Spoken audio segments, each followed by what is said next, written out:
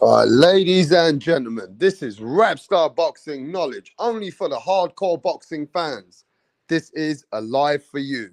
We are just waiting for the man himself, Joe Cortez, the man, the myth, the man who's been in boxing, the referee, legendary referee, who refed fights with Chavez, Mike Tyson. You're talking about Roberto Duran. You're talking about fighters even before our time, mate. Yeah? This is a man that's been in the sport before we've been born. So what else can we learn? And we can have discussions and debates and also talk to the people that's been in this sport of boxing before us. So yeah, man, I'm just waiting on Joe Cortez. I'm just got to send him a link. So just give me a few minutes, yeah? And if you're patient, we'll get it going on. Give me a sec.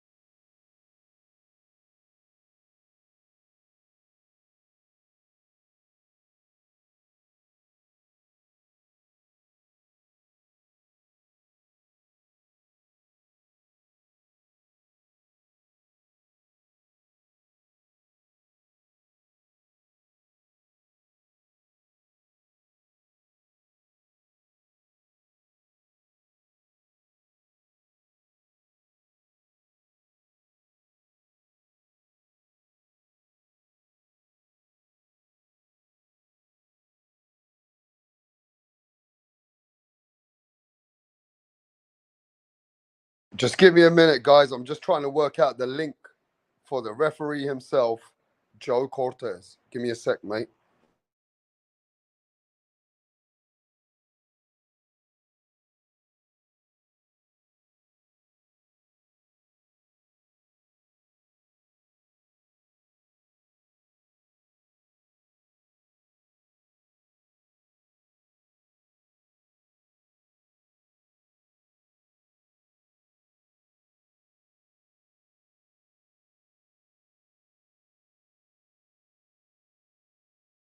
Hey, Joe, you got the link? Let me try and send that link to you again, Joe. Give me a sec.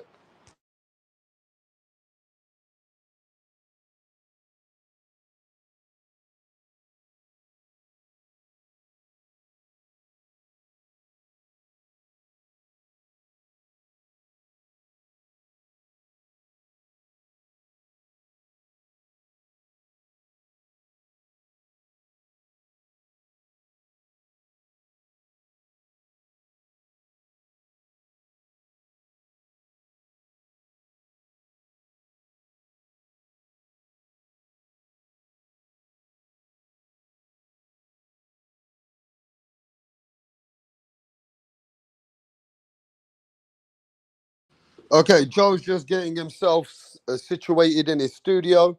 So just give him a chance, and Joe Cortez will be with us. But you know what? Before the man himself comes over here, it don't seem like you guys want to speak to the hardcore boxing people.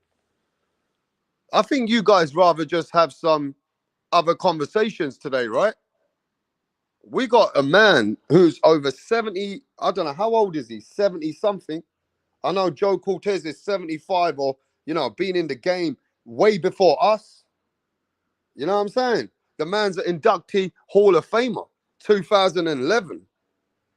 This is a man that did fights for Mike Tyson. He did fights with Chavez, Nassim Hamid.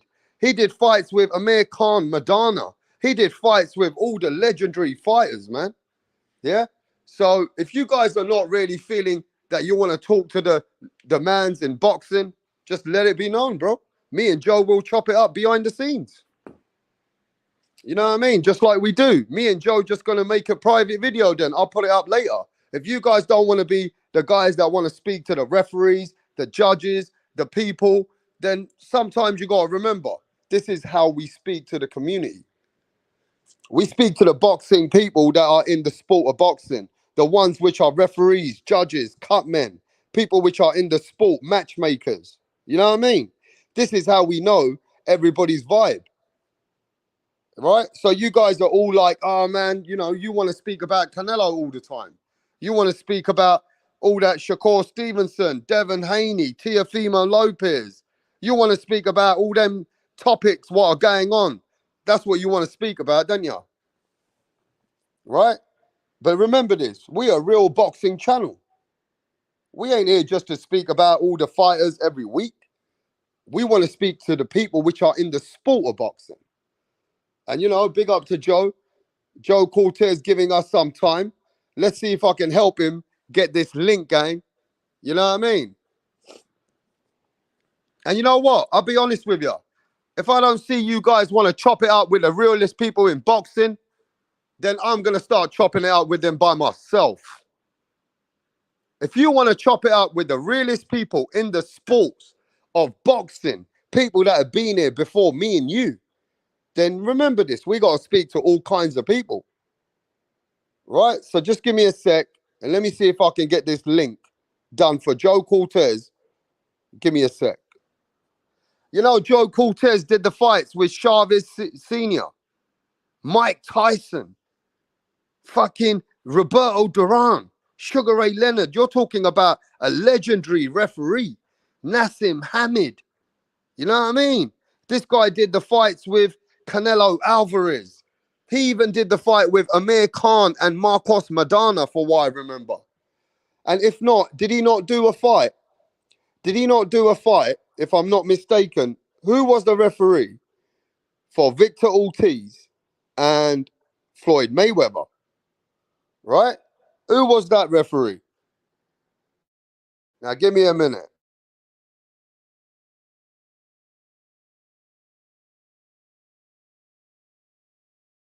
Smash that like button.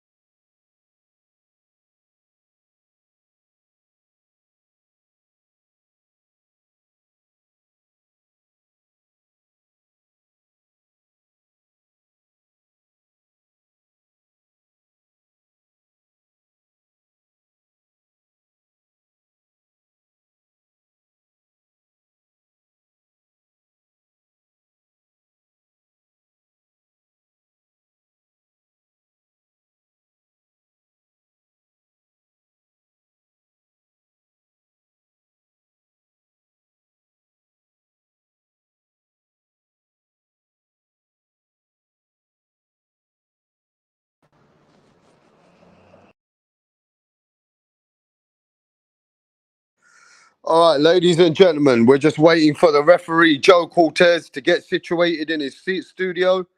We've sent him the link. It should be working. The first link did not work for him. So give me a sec and we should be talking to Joe Cortez. But yo, did you guys watch the Canelo Alvarez? Did you watch the Canelo Alvarez and Jamel Charlo? Yeah, the episode 2 leading up to the fight. Did you watch that? That was not a bad episode. Canelo Alvarez and Jamel Charlo. I see the episode. I saw a little bit of it. Yeah. Just basically showing both of those guys are there for their family.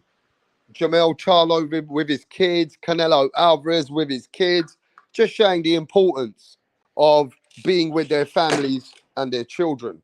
Yeah, did you not watch it? Yeah, it was all right. It was pretty good, you know. Not bad, man, not bad. Just have a look. It's more to do with families, how much Jamel Charlo's kids mean to him, what he does hanging out with his children, and the same thing with Canelo Alvarez, him, his wife, his children, and the things that are important for them. It was not bad. It was not bad. But have a look. Go watch it if you haven't watched it.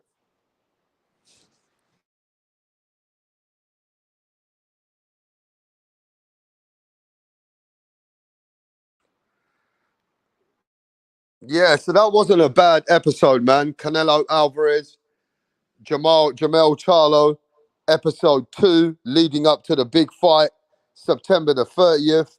Canelo versus Charlo. I wonder what the referee must think. I would like to know what Joe Cortez thinks about that fight. That would be a great fight. I mean, that's a big fight. We don't know if it's going to be a great fight when it turns out, but it's leading up to be a great event.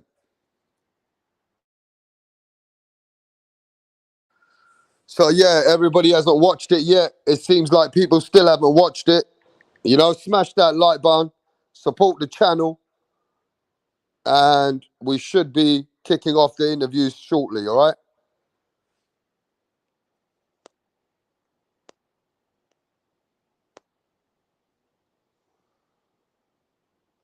Right, what's going on here, Donny's on the next? Barry's actually going to propose to Sandra. Sandra has been giving Barry mad head lately, and he's witch, yeah? He's doing this behind the back of the boys because they know, yeah, they would have cussed him out for proposing to Sandra. Tracy had one job to do, and that was to record it, but she's all over the bloody place. Barry's clocked that she didn't get the footage, so he's going to propose to Sandra again. Oh, for fuck's sake, Tracy! What's going on?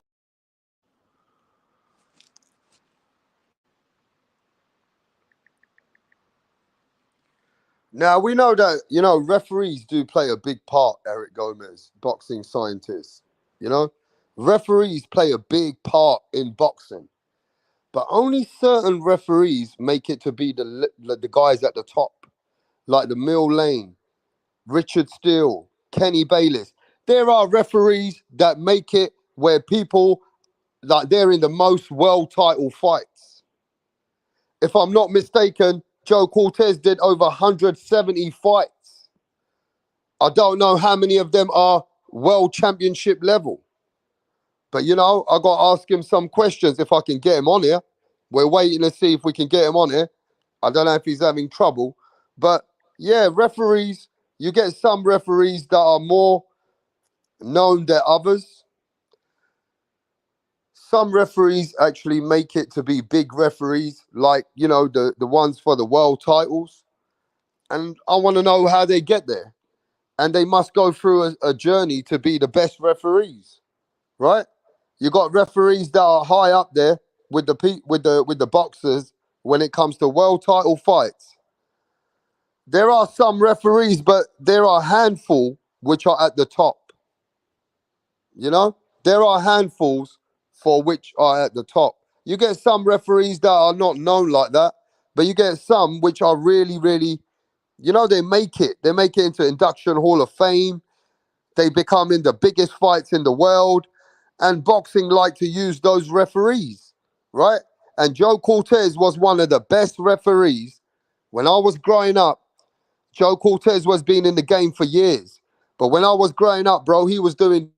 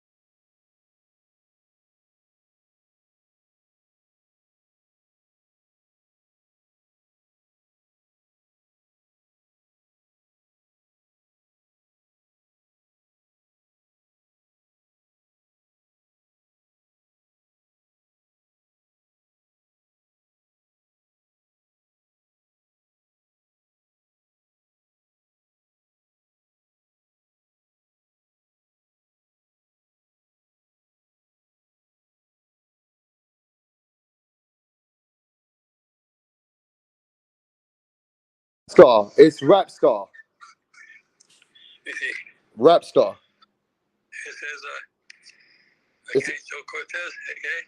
yeah, so you just press the StreamYard. Go into the link. If you press the link, you'll come into the show. You see it? Password? Yeah, WRAPSTAR 44. Huh? You don't need password. You can just go straight in. Okay. Okay, let me do that. Okay. We're waiting for you.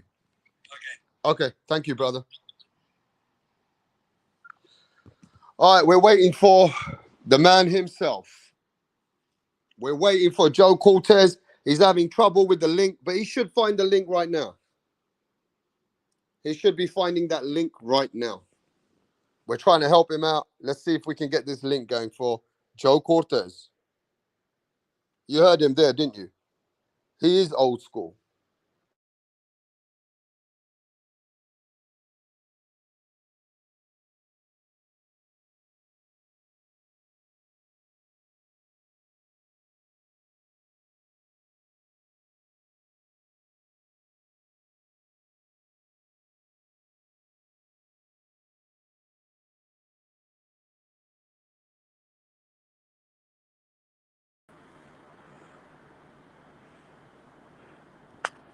Okay. Okay, you made it, Joe. Hey, You hey, buddy, made how you it. guys doing? Man, we really appreciate you, Joe, because, when we were kids, you were the biggest referee, one of the biggest, one of the best referees in the game for Duran, Nassim Hamid, Mike Tyson. We can carry on Chavez, and it's so nice to hear from you. Well, it's an honor to be on the show again today. Hey, we really appreciate you, Joe. You looking good, Joe? I feel like pretty good. Not bad for an old man. Yeah, Joe. I mean, most of us haven't been around since you've been in boxing. So, yeah, man, you're looking good, bro. Yeah, pretty good here at my house. I'm in a pool house here. Okay, this is your pool house? Yeah. Man, you're living the dream, Joe. So before we get started, Joe, I need to know, because you're older than us and I love to learn from the elder generation. Okay. What is the key to your success in life? The key to my success. In life. Yes. Well, the key to my success is think positive and always going forward. Okay. Pay forward and always thinking positive. Right. And is there any journeys that you've learned on the way that you can share with us younger guys? Well, That I can just share that it's always good to being fair with everybody, be firm, but also be loving and caring in so many ways. Man, you're an amazing guy and an inductee Hall of Famer.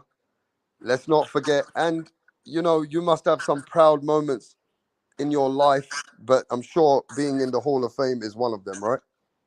Well, being in the Hall of Fame it's good to be in the Hall of Fame, but most important thing is that being loving and caring to the people, and I love people worldwide, and I feel good about life itself. I like to always help everybody out there. So you're a giver. You like to give, you like to share, you like to give your knowledge, your wisdom to people. Sometimes you share, you give time. Exactly, that's what I love doing to people, because I've been blessed in so many ways. So I say, I got to pay it forward now. Well, you are a blessed human being. I want to take everyone here now. We got lots of people in the building. We got Sanchez who says big up to Joe. Kevin Effect says shout to Joe Cortez, Puerto Rico. Eric Gomez, Abel, they're all here for you, and they're happy that you came here, man. So I want Yeah. to start from the beginning, Joe, because a lot of people don't know. You were actually an extremely good boxer yourself. When you were a kid, I did my homework. You were multiple Golden Gloves winner. You Yes, were a man who won Golden Gloves over 6 times, if I'm not mistaken. You were one of that's the correct. a really good boxer.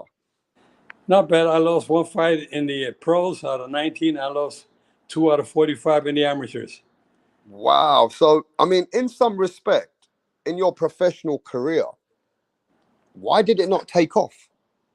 I had the right management team around me. And at the time, I was a bantamweight, 118 pounder. There was nothing back in the day when I was boxing. So it's not like today. Today, the lighter division have more opportunities. But I didn't have the right management team behind me. So I gave it up early when I was about 25, 26 years old, around there. I retired from boxing as a professional, and then I came back about 8 years later. I came back as a referee. So is it true that when you were boxing, right, it was I read the same kind of information. There were not right management, and there was not a big division at that time for your division for the money. You had to go back to Puerto Rico and work in a hotel. Was that correct? Yeah, I was born and raised in New York. My wife is from Puerto Rico, and there was an opportunity. Her brother was working at the hotel. He said, "Joe, there's some opportunity, a brand new hotel, the El Conquistador Hotel." And so I took a shot and went over there. And that's how it all happened, because by going to the hotel, working there, I worked my way up I had my last professional fight in Puerto Rico, but I worked my way out when I retired from boxing. Totally, I stayed in the hotel, in the hospitality business, in the hotels, and there was a guest at the hotel by the name of Pat Masher. And Pat Masher, he saw my name on one of the bulletin boards. It says Joe Cortez. He called the operator. "Can I speak to Mr. Cortez?" His name was Pat Masher. He said, "Can I want to?" He put me on the phone with him, and I started talking to him. He says, "Are you one of the Cortez brothers from New York, the Golden Glove champions?" I said, "Yes, I am." He said, "I'm Pat Masher." He said, "I used to referee your fights in New York when you were fighting in the Golden Gloves at Madison Square Garden. And back in those days, there were like 15,000 fans watching us fight the Golden Gloves at Madison Square Garden." Anyway, so I came down to the lobby and met him in person. He was there for about a week. He gave me his phone number. He said, "Joe, if you ever come back to New York, you ever think moving back to New York, give me a call when you come back. We'll get together." So about a year later, I moved back to New York, and that was December of 1976. And I called him up. I said, "Hey, Pat, how you doing, buddy?" He said, "Joe, how you been? You back in New York?" I said, "Yes, I am. I moved back here permanently. I'm still working with the same company, but I'm in the casino operations from the El San Juan hotels. The El San Juan, the El Conquistador Hotel was sister hotels. And so I became casino operations manager. And then when I started working with the casinos, that's when I called him, and he said, "Joe, you ever thought about becoming a referee in the amateurs? I got an opportunity to get you guests with the Police Athletic League." And I said, "Gee, it's not a bad idea." Okay, so I started with the Police Athletic League with the young kids, 9 and 10-year-old kids. And little by little, a couple of months later, the Golden Gloves was right around the corner. I said, "Joe, they got some Golden Glove tournament. I want you to get involved and start refereeing the Golden Gloves." So I started refereeing with the Golden Gloves, and shortly thereafter, I got to the referee the finals of the Golden Gloves. Normally, you don't do the finals the first year as an amateur, but I moved along pretty good. And next thing I know, I got a call from a gentleman by the name of Frank Morris. And Frank Morris was the deputy commissioner, New York State Athletic Commission. New York State Athletic Commissioner. He said, "Joe, I saw you refereeing the other night, the Golden Gloves, the championship fights in Madison Square Garden. And you look pretty decent. I'd like to see if I could turn you pro." I said, "Mr. Morris, I just started refereeing about 6 months ago." He said, "Joe, I don't want you to waste your time in the amateurs.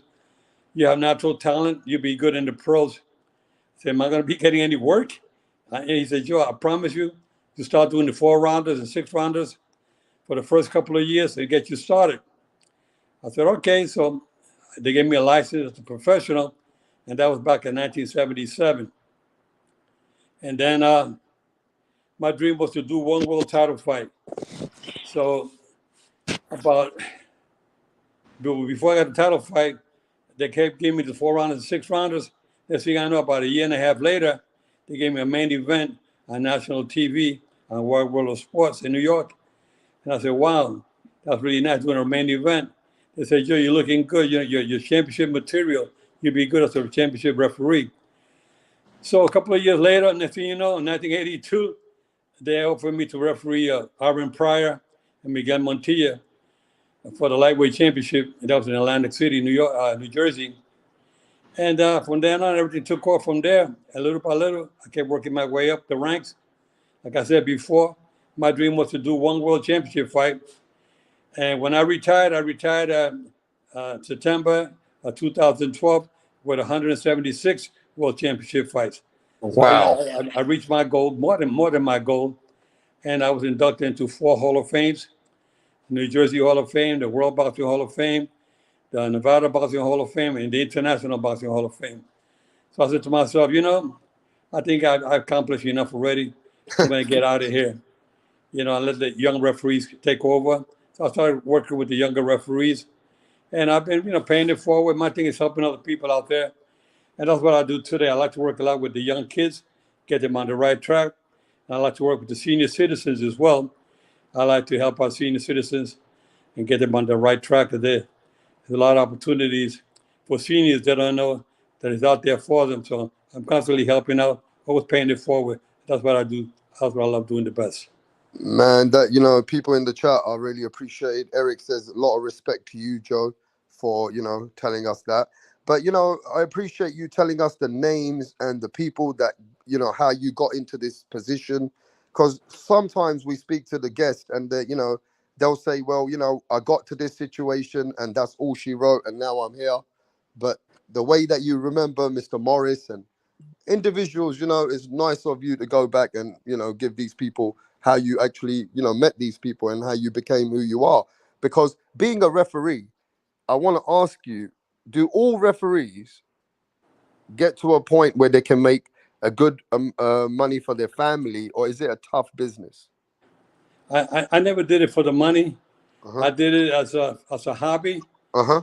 And if you start doing the bigger fights, you get it's like a supplement. It helps you out. It was not enough money for me to say to live off. I've always had other business. I've always invested my money well in real But being estate. a referee, Joe, I want to get to all the younger guys who are taking these courses and all that. Is there do they make enough money? I mean, No, you no, were I would passionate. say it's make You enough were money. sorry, And go. I think if you want to become a referee, I think you got to do it because you love the sport, Right. not because of the money. If you're in there for the money, you're not in the right business. But there's not big money for referees or judges. A lot of people think that because you're in there with the big fights, a lot of money, but there is not really a lot of money. I mean, if you do the bigger fights, you make a decent paycheck, but it was not enough for me to say to work only from that alone. I've always had a second job, and the refereeing was just a hobby. It was just something to keep myself active with boxing. I love to protect the fighters. I love being in that ring, moving around with the fighters, watching out for their safety. But money, money, there's no big money for referees or judges. At least not for me. I don't know what big money is for people, but it's Wow. not So it's not a way to make a so living. really and truly, we're learning from you that being a referee is out of passion. It's out of having the love for boxing, and then you can get paid some money, but you're not going to get life-changing money. You can get Exactly. some money, but somebody like you and Mill Lane, Richard Steele, Kenny Bayless, we're thinking that you are one of the best referees in my time from seeing you, when you did the big fight. Yeah. I'm thinking that boxing gives back to people like yourself, that I'm sure that I'm not saying all referees can do this, but the ones which reach the top, do they the successful of money is not there. It's just out of passion and just making something for your family, right? Exactly. Yeah, Wow. exactly. It's not nothing. It's a little money to have for little vacations here or there, but it's nothing for you to say to invest into real estate or invest into money into Okay. business. I do it morely because I love the sport. That's why I got into it. Okay. So basically, any young guys which this is not a place to, or even older guys, it's not a place to make money as a referee. It's to come with passion and be in the industry of the boxing. It's not about, you can earn more money in many other industries, basically, if you want a job. Correct? Right. Exactly. Wow. See, we don't know, man. I would have thought some of the legendary referees, they would make out of a major fight, right? I'd expect referees who are like yourself. When I saw you with Nassim Hamid's fights, Amir Khan, Joe Calzaghe, I said, man, Joe Cortez is the referee. I always wondered, does the referee get like the announcers like Michael Buffer and Lennon Jr.? You see, they make good money. Yeah, Michael Buffer makes a lot of money. they make good money, but like I said, the referees and judges, I think I'm in there for because I love the sport. I never thought about making big money in the business. That was For the never my love of goal. boxing. Yeah, it was just I love the sport. I love being in there. I love protecting the fighters. I don't want fighters taking unnecessary punishment. I was there to protect them. And enforcing the rules is the second thing, but first and foremost, always safety of the fighters. I used to see fighters sometimes take too much punishment. I see some fighters that end up not 100% when they retire from boxing. I say I want to make a difference. I want to make sure I protect these fighters. I want to make sure they come back to their families and live a normal life, like I did when I retired from boxing. You know, you want to have all your marbles when you retire. And my thing was to protect these fighters. Believe me, I did it because I love the sport. I didn't do it for the money. And Okay, now, I never thought I was gonna get to the level that I got to. I think I right. was blessed, but I gave it all I had. I mean, I love boxing so much that I bought a professional boxing ring and put it in my garage in my house. That I have, I still have it as like a gym. It's like a gym. I have my own boxing ring there, the heavy bag, my speed bag.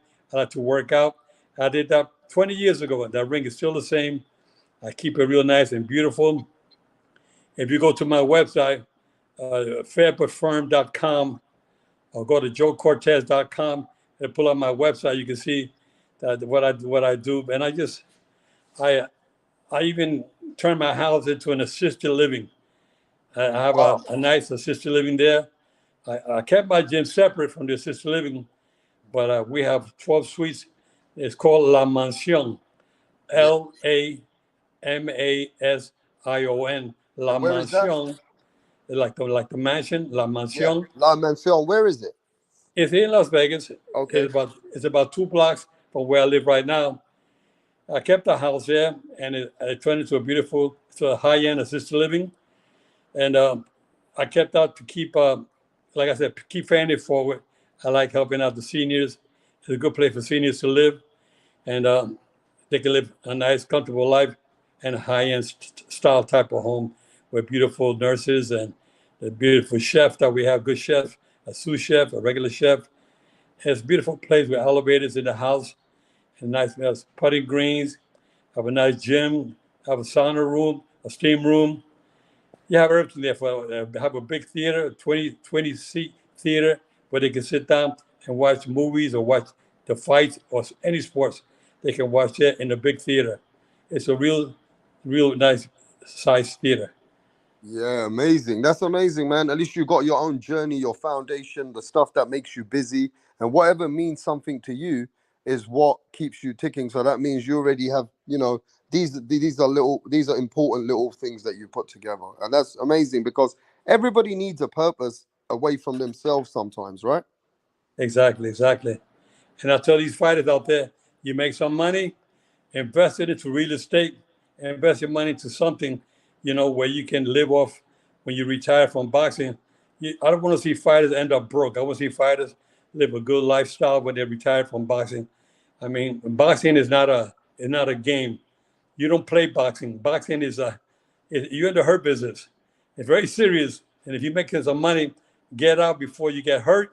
Save your money, invest into something so you can live comfortably after you retire from the sport of boxing. All right, we got a super chat from Mr. Sanchez. He says, "Ask Cortez if they are bought out." Do you know what he means? If Is they that are if my what? bought out. He said to me, "Ask Mr. Cortez if they are bought out." I don't know what he means by that. If they are bought out, I don't know what he means either. Maybe I think he's thinking, are the referees bought out? No, I don't Are know. we booed out? A lot of fans, they can boo you. You're not going to be in favor with everybody. When you go into a fight as a referee, especially you start taking points or warning fighters for committing fouls or whatever, you get booed sometimes, but you got to accept that as a referee. You got to have thick skin to be a referee. You got to accept the criticism from the fans. They're not all going to love you, and I understand that. And, I respect that. The fans will love you, and they will hate you. You got to be accepted. If you can't take the heat, get out the kitchen. Okay, I want to take you to one more place that nobody ever talks about when they talk to you. It wasn't just you who loved the sport. Your mother loved the sport of boxing. My She was. mother, yeah, when Go I ahead. was born, the great Joe Louis was heavyweight champion of the world. That's right. And my mother named me Jose Luis. Joe Louis. Jose Luis is Spanish. She Jose loved Luis boxing, didn't Cortez. she? She But she loved named boxing. me. My mother liked boxing. May she rest in peace. She lived to be 99. She died about 10 years ago. And God bless her. she loved boxing like a lot of females today. They get attached to the sport. But it was so happened that Joe Louis was heavyweight champion the year that I was born, 1943. And that was going to 80 years now. And Wow. I still feel, like I said, I feel great. I mean, I went through hell. I got hit with COVID in 2020. Oh I yeah, got I hit with heard COVID about that. real bad.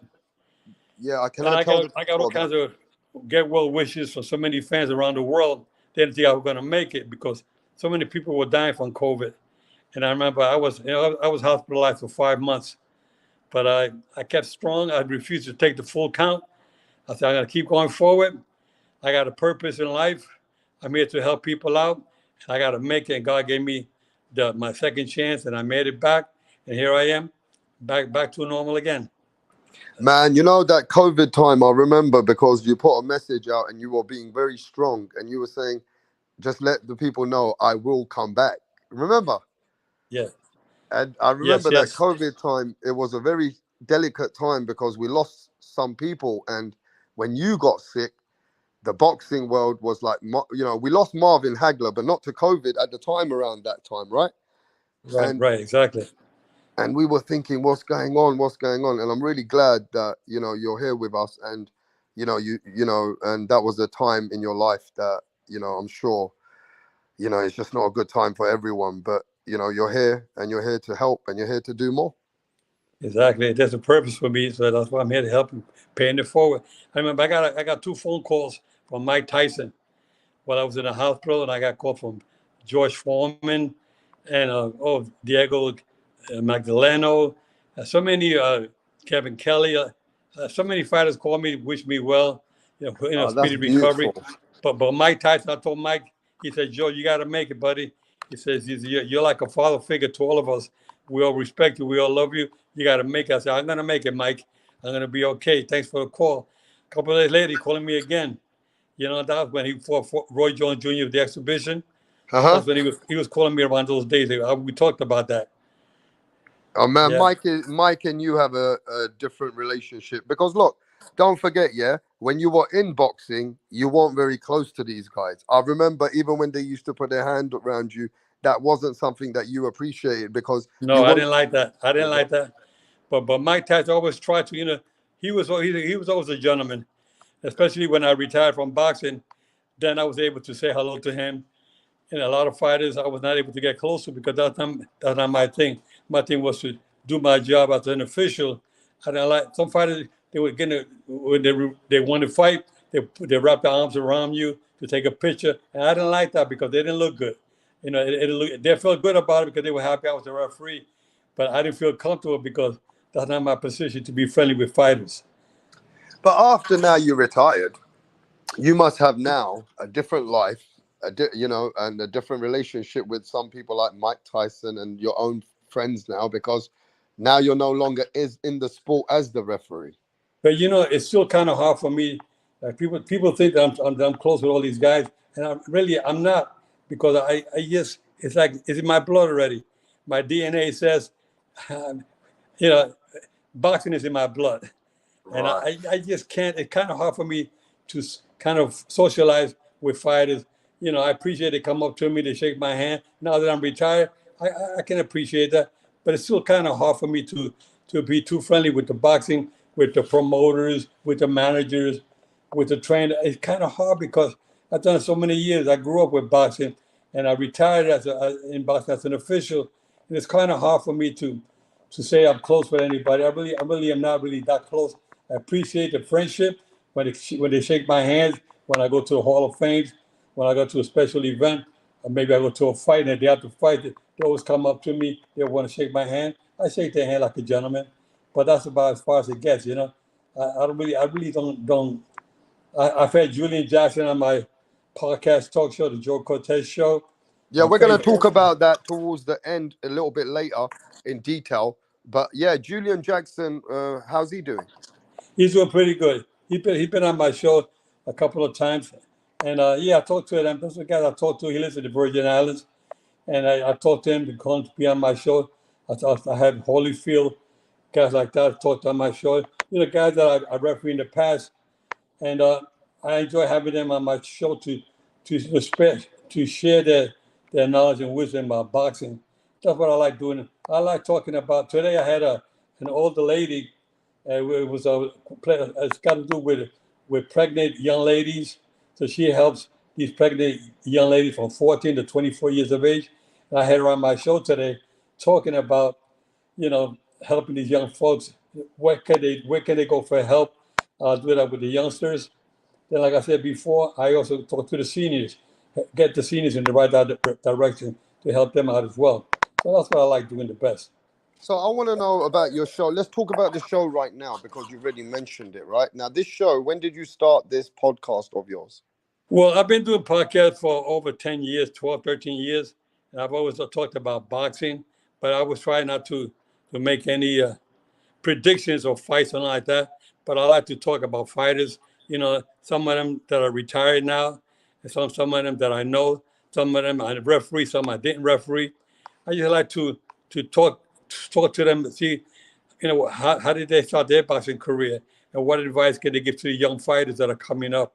So I have the show, the Joe Cortez Show, talking about boxing, but I talk about also healthcare. I talk about seniors, talk about law enforcement, so many things. I like to bring everybody on my show. I like to give everybody an opportunity. The thing is, I don't try to make any money from it. I don't make any money from it. I just try to just have my own show. I pay for my own services to have my show out there. I'm not trying to make money. I'm just trying to help people out all the time. Yeah, man, that's good of you. Now, I want to get to some of the details now. On this podcast, this is your own podcast. You just started this now. I want everybody who watches this channel that comes through here later, all the people around the world, when you watch this, remember Joe Cortez, legendary referee for me and for most people in boxing, has his own podcast. Go check it out. He's on there now. And yeah, Joe's giving us the energy. And, bringing the people on there and talking your talk of your boxing. Yeah, But that's great, Joe. I'm glad you're doing the podcast, man. A lot of people have gone into that now. yeah. It's called the Joe Cortez Show. Very simple. You can see it on Yeah, Facebook. It's on the Facebook channels, and it's on Facebook. It's on there every Friday. And you go on there, you put it on. You see all the shows I've done in the past. They save them onto YouTube. See all the shows I've done on there.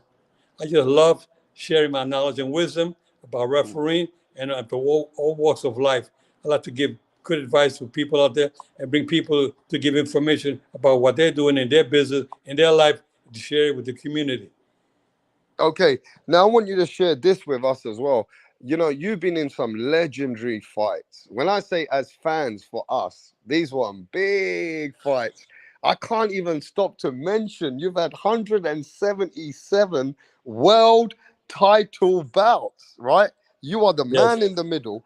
In your time, there was the judges, and was there the referee also was one of the judges at that long time ago? Is that correct? that's correct. Was you one Yeah. of the judges as well as one of the referees in the fight? My first 10 years as a professional referee, I was judging and refereeing. They had two judges, and the referee was the third judge. Right. Was I that know a lot that of there in the pressure? United Kingdom, I know there in the United Kingdom, for the regular small fight, the referee is the sole arbiter in the United Kingdom, except for the championship fights. They have the three judges and the referee. But yeah, back in the old days, back here when talking about in the 70s and part of the 80s, they would have the two judges and the referee. And then there was a fighter, Dooku Kim from Korea, who got killed by Ray Boom Boom Mancini. And then Oh, everybody was God bless. protesting about that the referees are too busy scoring the fight, was not paying enough attention for the safety of the fighter.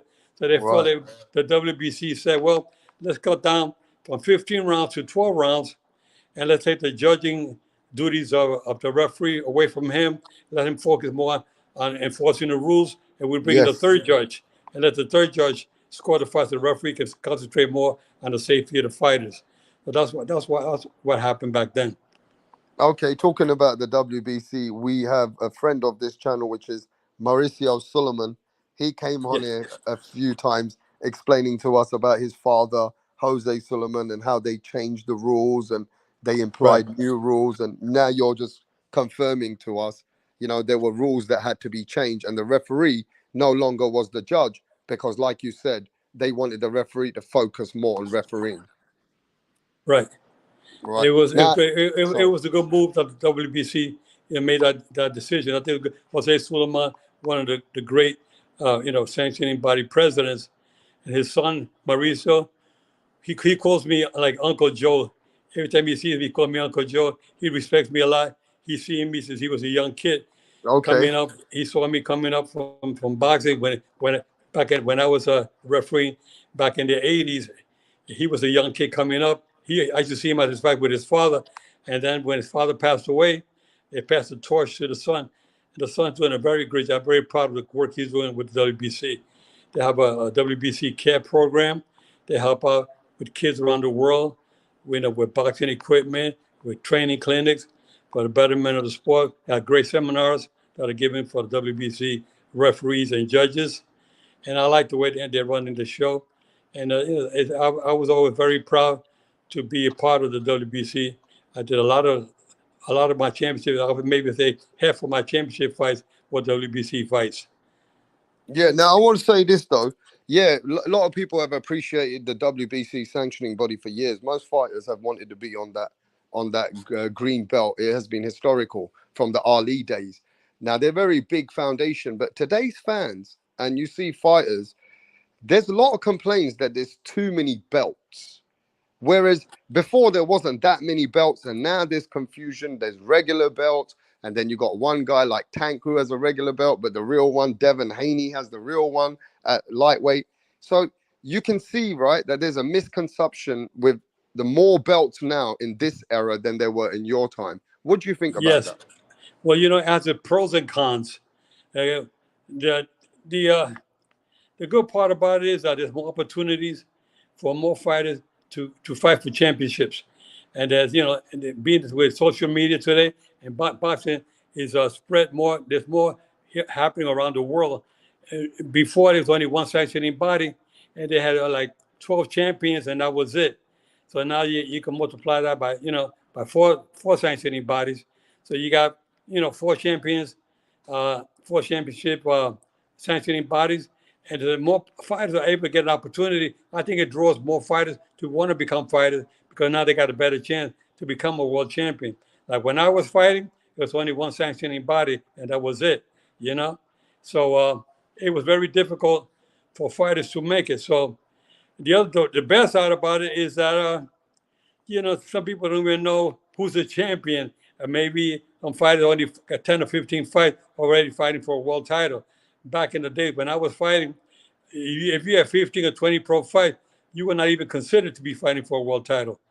The good part about it is that the people know that sanctioning bodies, are doing well. Some are better than the other, like WBC and WBA. They've been around the longest. WBA was first, but before the WBA, it was a National Boxing Association, NBA. And the NBA is still around today, but now they're considered like a small sanctioning body. But the WBA came out first, and then WBC followed them, then the IBF, and then the WBO was the last one. You never know. Somebody comes up with another sanctioning body. You never know. Yeah, but it kind of like some of the people are feeling like there's too much and it's a bit getting watered down from when the quality of the champions should be the less belts so they can fight more for it.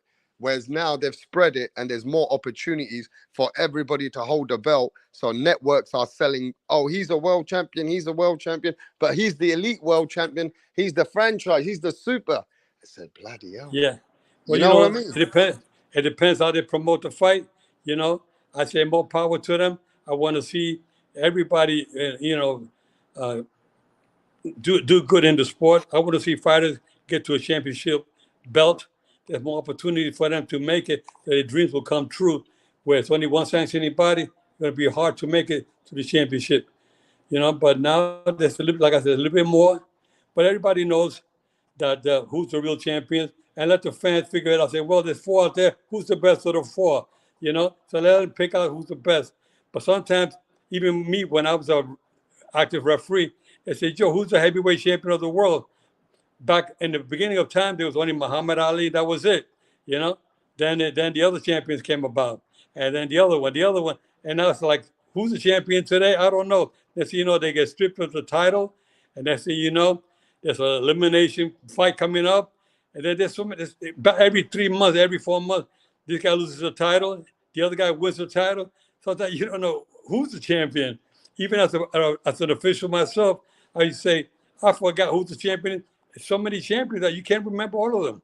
You can only remember the main ones like Mike Tyson and Marvin Hagler and, you know, Lennox Lewis, people like that, and Larry Holmes. There's only a handful of guys, you know, Tommy Hearns, Sugar Ray Leonard, Roberto Duran. Remember the big names, but everybody else, like they're falling between the cracks. Because now we got a lot of spread. It's a bit more different. And whereas before, it was more quality, as in like people didn't have that many belts to fight for. There were 2 sanctioning bodies, then there were 3. And, you know, now we got interims, we got regulars, we got supers, we got franchises. So we do have a lot. But fans do recognize when you see a fighter who fights the best.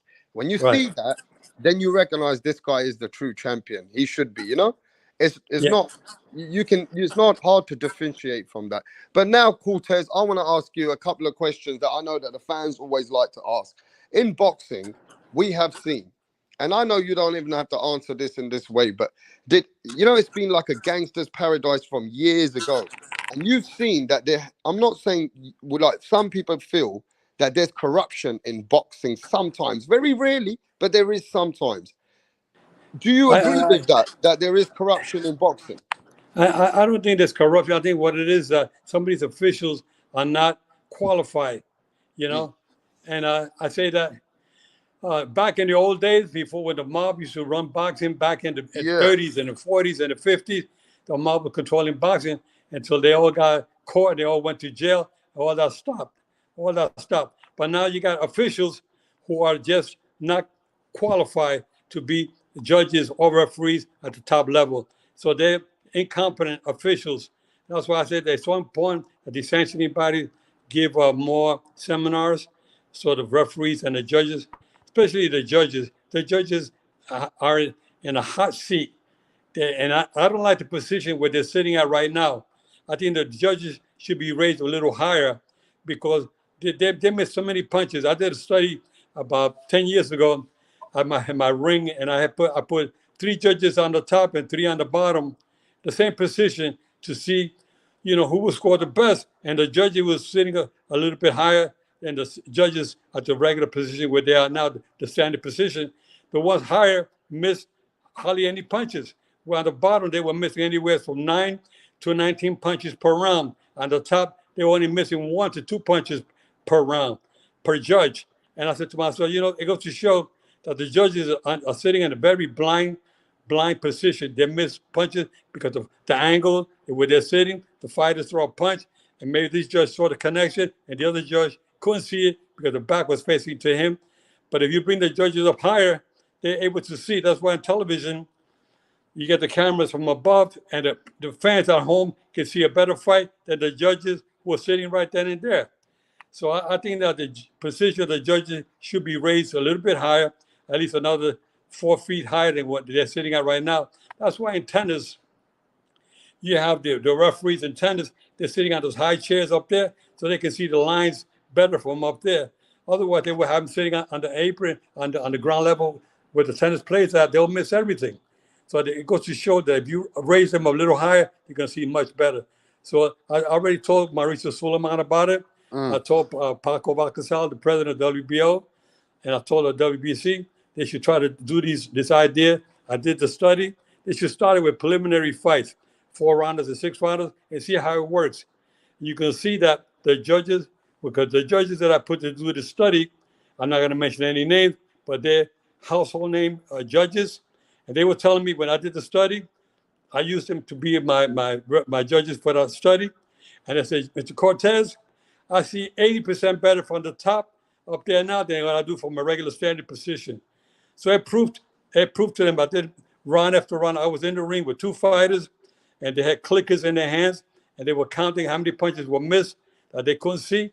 From the top, one or two that they couldn't see. On the bottom, they were missing anywhere from 9 to 19 punches per judge per round. So I said, it's very simple.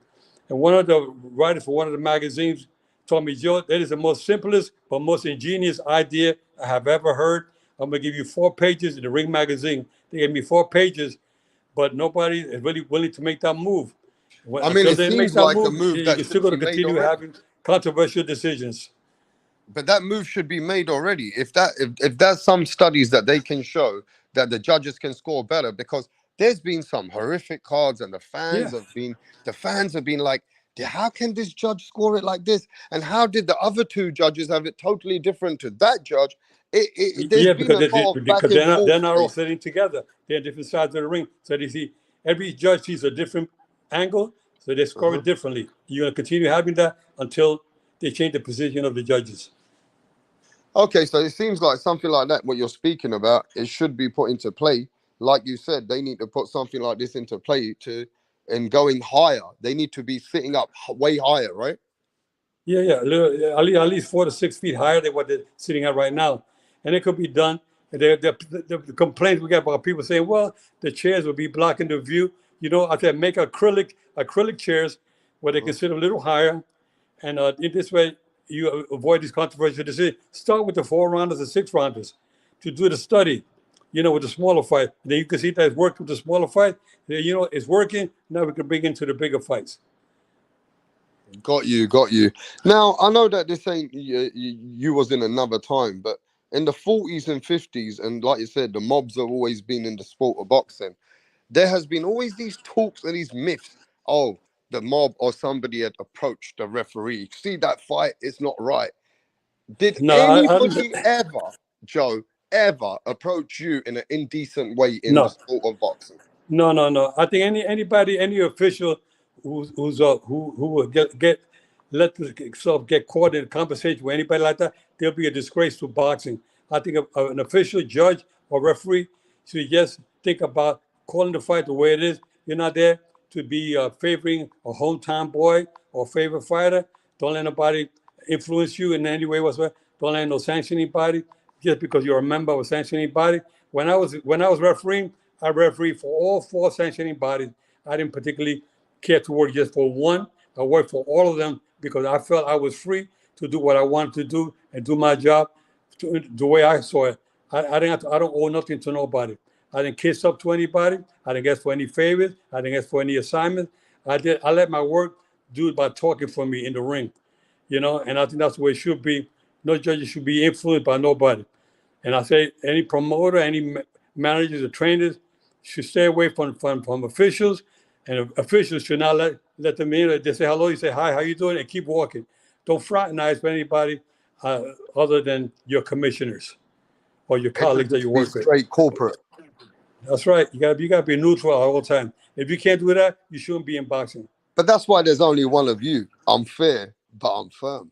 I'm fair but I'm firm, and I know God is looking at me. And if you make a mistake, you're gonna pay for it down the line. That's why I've been blessed in so many ways because I think I've been doing the right things in life. Even though some fans think that maybe Joe is corrupt and he went against our fighter or whatever, people say whatever they want to say. But I know I Yeah. can look in the mirror and say to myself, I'm proud for who I am. I'm inducted into 4 Hall of Fames because they know people in boxing know who I am and that I'm for real and I'm honest as they come. Yeah, Joe, you know what it is? Nobody gets a fair shot. Sometimes you're in this sport, and we realize it's a sport, a grueling sport, and you've only got 1-2 seconds sometimes to be in a decision as well. Oh Now, yeah, I have. sorry, go ahead. I have, but you know what? Like I said, you gotta have thick skin, and I accept the fans to feel the way they feel. That's okay. That's their judgment on their side. But you gotta But it's understand got as an nothing to do official. with you. You got to remember that there's so many sometimes mishaps that's done with boxing with other refs have made decisions or stop fights. Sometimes the fans get like, what's going on? And then media make a big thing out of it, don't they? Right? Yeah, they So they sure sometimes do. the people don't get the fair share. Like, look, that fight with Usyk, remember you saw the fight with Usyk versus Daniel Dubois? Yes. Now, I know if you were in that ring and you had the right second to see where that punch landed, if I'm not mistaken, I saw an interview. You said I would have let that be a count. Is that correct? It depends on the angle where you are at. You know, like I said, the referee got to be careful. You know, your position. You got to be moving around, and you got to be at the open door. You What do got you to see think about that punch? you can see the punch here is landed right on the belt. Now it's a judgment call that the referee was the referee on the blind side. Was the referee seeing what you and I are seeing right now, or was he on the other side? Did he miss it? You know, he did Because the maybe. referee's only got 1 second as well. Sometimes he might just, he's got to look at what he sees, right? Yeah, the referee doesn't have the luxury of instant replay. He got to make a call right on the spot, you know. And So what do sometimes you you're think caught in the about that middle and you don't know shot? which way to go. And he went with a low blow, you know. But the punch, you can see the punch there. Now it depended. Was the cup a little too high? Was it, when he hit him, did the cup, get him in the did a cup move around and hurt him in his testicles? You know, it depends on the angle that the referee saw the punch. You know, now there you can see that the punch is on the belt, but sometimes you tell the fighters, hey, listen, before the fight, you say, listen, the punch here is okay, punch here is too high, your trunks are too high. You know, you got to tell them that before the fight, and this way you can determine. But sometimes I remember Oscar De La Hoya used to wear a high cup all the time, and I had to remind him a lot. And other fighters I used to referee, I used to correct them before the fight. I would say the cup's a little too high here. Lennox Lewis will have a cup a little too high. The Klitschko brothers, because they're big boys, and the cups Right. have to be made a little bit bigger. So these cups are made a little bit bigger, a little wider than others, So you gotta look at all of that before the fight starts, and give them a warning, not a warning, but bring it to their attention that any punch here is good. Any punch here below this is a low blow. So you have to address that before the fight in the dressing room, and then at ringside before the final instructions. Now, seeing this punch, right? The referee got a lot of stick, Right. right? Because Yeah. they feel right that punch should have been scored a knockdown. It's been a big controversy. Appeals have come along. People have been reaching out to you from different channels, and you just been giving your opinions. You said, well, for me, it looks like a legal punch, but then the referee, we don't know where he's at or where his angle is. So Right. it's just a bit of a misconception, right? But it kind Eh, of you hurts. know, Go on. I say, damn if you do, damn if you don't. If you would have went the Right. other way, they'd be criticizing the same way they're doing now. He called it a low blow, and then if they would have called it a legal blow, they would say, no, that was a low blow. Look at the punch. So damn if you do, damn if you don't. Mm. No, I understand that. So, what do you think about when you go to different corners when you were when you were working?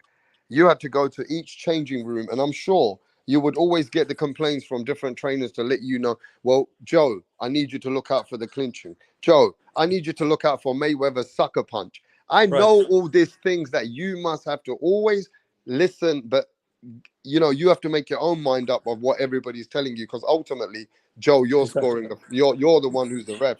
You're not. Yeah, well, the referee makes the final call. You have to figure the referee, like Luis Pabon, the referee for that fight the other day with the low blow. He's a referee that has over 200 world championship fights under his belt. You know, and sometimes when the referee makes a call, you got to say, wait a minute, that referee has a lot of experience. Now, what angle was he in? Did he actually see the punch, or was it the blind side, or did he call it because of the reaction of the fighter? Did he miss a punch? It's so much. We could talk for hours about how what angle he was in. Was he a qualified referee for this fight? Obviously with a referee refereeing over 20 years with over 200 world championship fights under his belt, he has a lot of experience. So I'd say you got to respect the referee's call. I mean, they not everybody can get it perfect at all times as well. Sometimes it is what it is. The referee felt like that was a low blow. That's his call, right? It's That's his not. call. Yeah, It's you're just not. like in baseball. In baseball, the umpire calls it a strike or a ball, and that's final. There's no instant replay on that. What the referee calls, that's what it is. People got to live with it. Now, another thing I remember, Joe, I mean, I did some research before my time, but they gave you a hard time about one fight where a guy got hit when he was down, and you are fair, but you're very firm. And at that point, I think it was Renzo. I'm not sure, the fighter who got hit when he was on the floor, and you had, uh, uh, I think you had disqualified the other guy. Is that correct? Yeah, it was a punch. I think it was a punch behind the head. When the fighter went down, when he was Mm. down, the fighter threw one more punch and hit him. The fighter reacted with the punch behind the head, and the people said, "Well, it was a glancing blow. It wasn't really that bad." But I called time and I let the doctor examine the fighter, and the doctor told me he cannot continue because. And I said, "Why?" And then remember, I was able to call the commission with the commission, the doc will, and he said the commissioner asked him. John Bailey was the commissioner. He says he was the chairman. He said he asked the doctor, "Are you stopping it because the punches are for the face?" Or the doctor said no, because the punch behind the head. When the doctor said it was a punch behind the head, I'm stopping it because of that. The doctor stopped it. I have no choice. I cannot overrule a doctor. He's No. saying the punch came from, he's stopping it because because of the blow behind the head. So I have to respect the doctor's call, because if I let it continue and that fighter gets hit one more time and gets knocked out and gets hurt, gets killed in the ring, because say, Joe, the doctor told you that he was stopping it because of the concussive blow behind the head. Why do you let it continue? So you have to respect the doctor's call. Sometimes I may not agree with the doctor, but you got to respect their call. It's his medical decision, and you have to make, and that's what happened that night. So I had no choice but to disqualify the fighter because of the call of the doctor. So And and you the got a rules, hard time for it because they didn't understand the yeah, the actual rules. logistics. Yeah, yeah. And I got criticized so bad because they said, Joe, but he didn't get, it was a glancing blow. It wasn't Yeah, it that was a hard. glancing blow. Yeah, but the doctor said that he's stopping it because of blow behind the head. So how can I go against a doctor? You Right. know. So So I that's had where to they make my gave you a decision. I hard know time. they're going to criticize me, but I had to make the call because the doctor said you have to stop it. How can I say no? We're not going to stop. We're going to let it continue.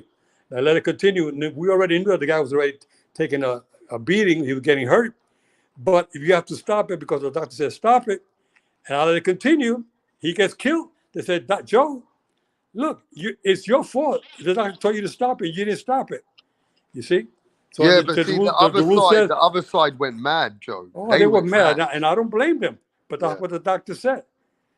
So Yeah. I have to make the call for the doctor's decision. I have to respect it. And those are the rules. The rule says if you have to disqualify a fighter for a blow behind the head, he loses by disqualification. And that's in the rule book. So quickly, yeah, I want to ask you because you've been in this industry so much and you've scored fights and like judged it yourself. What Yeah. do you look for? What's your main things that you look for a person in a fight to see how to give him the implements that he's winning this fight? What are you looking Well, for? I'm looking for, first, first and foremost, I look at every round differently. I don't care what happened in the previous round, but when a fighter is taking a punishment, let's say he got dropped in the first round. He got dropped again in the third round. He gets dropped again in the fifth round. He got a cut off with the right eye. Now he gets a cut off with the left eye. He's taking a pounding. He goes down to the ninth round. And if I wave it off right there, it's a flash not. I wave it off. If it's there, you joke, but he's okay to continue. Wait a minute. You guys are not keeping track like I am. I have a computer in my head watching. I'm remembering everything that happened in every round, even though every round is supposed to be like a new round. But I cannot forget that he is taking a punishment. He's getting hurt. My job in there is to protect the fighter from taking unnecessary punishment. Unnecessary means he's taking too much. And I go into the corners in between rounds. And I call in the doctor. I say, Doc, check him out for me. And then the other fighter taking a little pounding to the other fighter gets dropped. I call the doctor, check him out just in case. I'm always using precautionary measures to make sure that these fighters don't take too much, because sometimes the doctor can see something that I don't see. But at least I know I'm doing the right thing by calling in the doctor, because I want to make sure that if something goes wrong, making the right call. I'm selling my call as well, because the people can't say, well, George stopping it, but he never gave him a warning. He never called in the doctor. When I call in the doctor 2 or 3 times into a corner, and I feel he's taking a little too much. When Julio Cesar Chavez got a cut when he fought Oscar De La Hoya, he got cut in the first round. I remember I refereed that fight here at Caesar's Palace, and Oscar cut him with a hard jab, and he got a nasty cut. I called time. I let the doctor look at it, Dr. Flip Omansky. Then in the later rounds, I think 2 rounds later, I called the doctor in again to look at it. It was getting nasty. And Chavez taking some punches because he was being blinded by his own blood. He got hit with some punches I normally he will get hit with, but he didn't see the punches coming from De La Hoya. He got hit again, a couple of more shots. I called timeout again, brought him to the doctor. Okay, and then I said, okay, the doctor said, let it go. Then he was taking some more punches. I called time again. I went to say, Doc, next round, I said, Doc, I think it's getting a little worse now. And the Dr. Flipper Mackey said, Joe, let's stop it right here. And I stopped it, And that's why, because even though Chavez was still on his feet, he was not hurt. He was not in a concussive episode, but he was blinded by his own blood. He was trying to get hit with some hard blows. And I'm there. My job is to protect the fighters so they can come back another day, not to take unnecessary punishment. And I know what was coming next. I could see him laying down on the canvas. If I let him continue, he could see the punches coming. So I did the right thing. The people that didn't like, they were booing it like crazy. The Mexican fans were booing me because I was stopping the fight. But you know what? I was there for my job is to protect these fighters. And Chavez never really criticized me or anything about me stopping the fight. And the fans, the real true fans, said, Joe did the right thing. He had to stop it. See, you take a lot of pressure. It's a lot of pressure. Yeah, you got to take a lot of pressure. But like I said, if you can't take the heat, get out the kitchen. Until referees out there, you want to be a referee, you got to be prepared for the criticism. Because fans are going to hate you or they're going to love you. Either way. See, fights like Manny Pacquiao versus Marquez, you got to let them go. Because those guys are very technically skilled. They know how to punch so fast. It's very hard for a referee to keep going in and out because those guys are going to take punches, Well, let me tell you that fight, Marquez and Pacquiao, the first one. Yeah. I refereed the first one. Wow. Okay. Marquez went down 3 times in the first round. Okay. Yeah. Now this is where experience comes in. I saw when he went down. He got a couple of flash knockdowns. Even the last knockdown was a flash knockdown. But he got hit with a punch when his glove was touching the canvas. Pacquiao threw one more punch, kind of a glancing blow off his side of his head. And Marquez looked at me like, hey, Joe, he hit me when my glove was touching the canvas. He kind of looked at me like, hey, Joe, and I saw the reaction in his face. And I said to myself, wait a minute. Back in the old days, you go down 3 times in the first round, or in any round, you lose by technical knockout. That was the old days. Yeah, now it's up to the discretion of the referee. And good thing that I was aware of that there's more than 3 knockdowns per minute in a round, and it happened in that fight. And I trained myself, prepared mentally for that fight. And any fight, I'm going to thinking about what if this was to occur? What am I going to do? So as a referee, you got to be thinking all the time, what will I do if this fighter goes down 3 times in the same round? What happens if both fighters get hit and they both go down simultaneously? So you got to be prepared for that. See the fans say, well, what does a referee do? Well, as a referee, you got to know what to do. So, both fighters go down, you got to start counting. One guy gets up, he's up at 6, okay? You say 8, 7, 8. The other guy's still down. You say 9 and 10. But if the other guy gets up on 9, what do you do then? Now, they're both up. They're both okay to continue. But now you got to ask the judges. What did the judges, how did they score that round with the bell rings? How do you score the round? Do you know? What's that? Do you know? How the judges score the round? Yeah.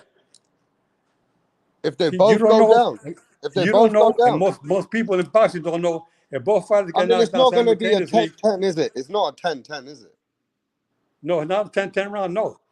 What you do is you got to erase the knockdowns on both fighters, and then you score it who had the better round of the 2.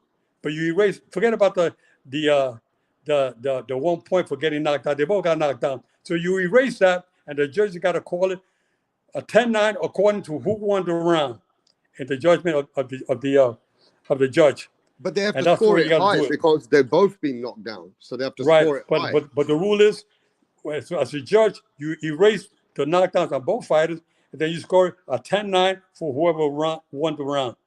Okay. A lot of people don't know that about scoring judges. Wow. So You see? basically, look, even to be a referee, right? This is so, people just think being a referee is a referee. No, referee It's a, comes with experience, it's knowing a human being, knowing what Chavez is, what he can take, why not, why destroy a fighter. You got to right, understand fighters, their styles. This is something that you are good at because you know everybody's capabilities and what they can do and what they can't, and maybe at some point where they're vulnerable, right? exactly, So that takes experience of understanding fighters. That is another mental side that Joe exactly. Cortez, that you know what it takes to really be a good referee, right? Yeah, exactly. It takes a lot to be a good referee, and there's a lot of things that we learned. Like a lot of fans are watching this program right now. When I talk about the double knockdown, they say they didn't know that. They didn't know that. But you ask any commissioner that knows boxing, if four fighters get knocked down, any judge, professional judge knows that he got to erase a knockdown on both fighters. But you can ask some judges today that same question, and I would say 80% of the judges don't even know that rule. You see? Yeah. Now I Because want to ask you. hardly ever have you seen two fighters get knocked down simultaneously, and That's yeah. they don't That's talk about something it. different. Yeah, they don't talk about it when they give seminars. When you give seminars for the judges and referee, that's one of the main things that they should bring out. And I always try to bring it out so they don't forget that that can occur very easily. And a good referee got to take action, and the judges got to know how to score the round as well. Yeah. Now going forward here, though, you did some historic fights, but one that comes to mind. When we say controversial fights, anything can happen in a boxing match. Right, Anything. You could get horrific injuries. Somebody could get out of character. Something else could happen where a referee has to step in and assess that, uh, make split quick decisions, right? Now, right, exactly. in this fight, every fight is different. Anything can happen. When you go into a boxing fight, Mr. Cortez, do you in your mental head when you're driving your car, when you knew that anything is possible, anything can happen, but you are the man who's there to make sure that the least, or keep it more grounded to the best of your knowledge, Exactly. right? So Anything can happen. You can be prepared. Like if the lights go out, or if the ropes. Let's say the fight's going on, and the lights go out. I've seen it happen. All the lights go out in the arena. What do you do? I remember when the fan man came into the ring when Reddy Bull was fighting Evander Holyfield, the second fight as Jesus Palace, and but Mills was Lane you was the was you the referee. one judging? Was you the No, one refereeing? that was Mills Lane's. Oh, He that was did. Miss I Lane. did the first and the third fight. Mills Lane did the second. The second was the fan man. Okay. So you have to be prepared. Why? Who the hell will think that a man gonna come in with a parachute into the ring? You have to be prepared for the unexpected. And Mills Lane did the right thing. He stopped the fight.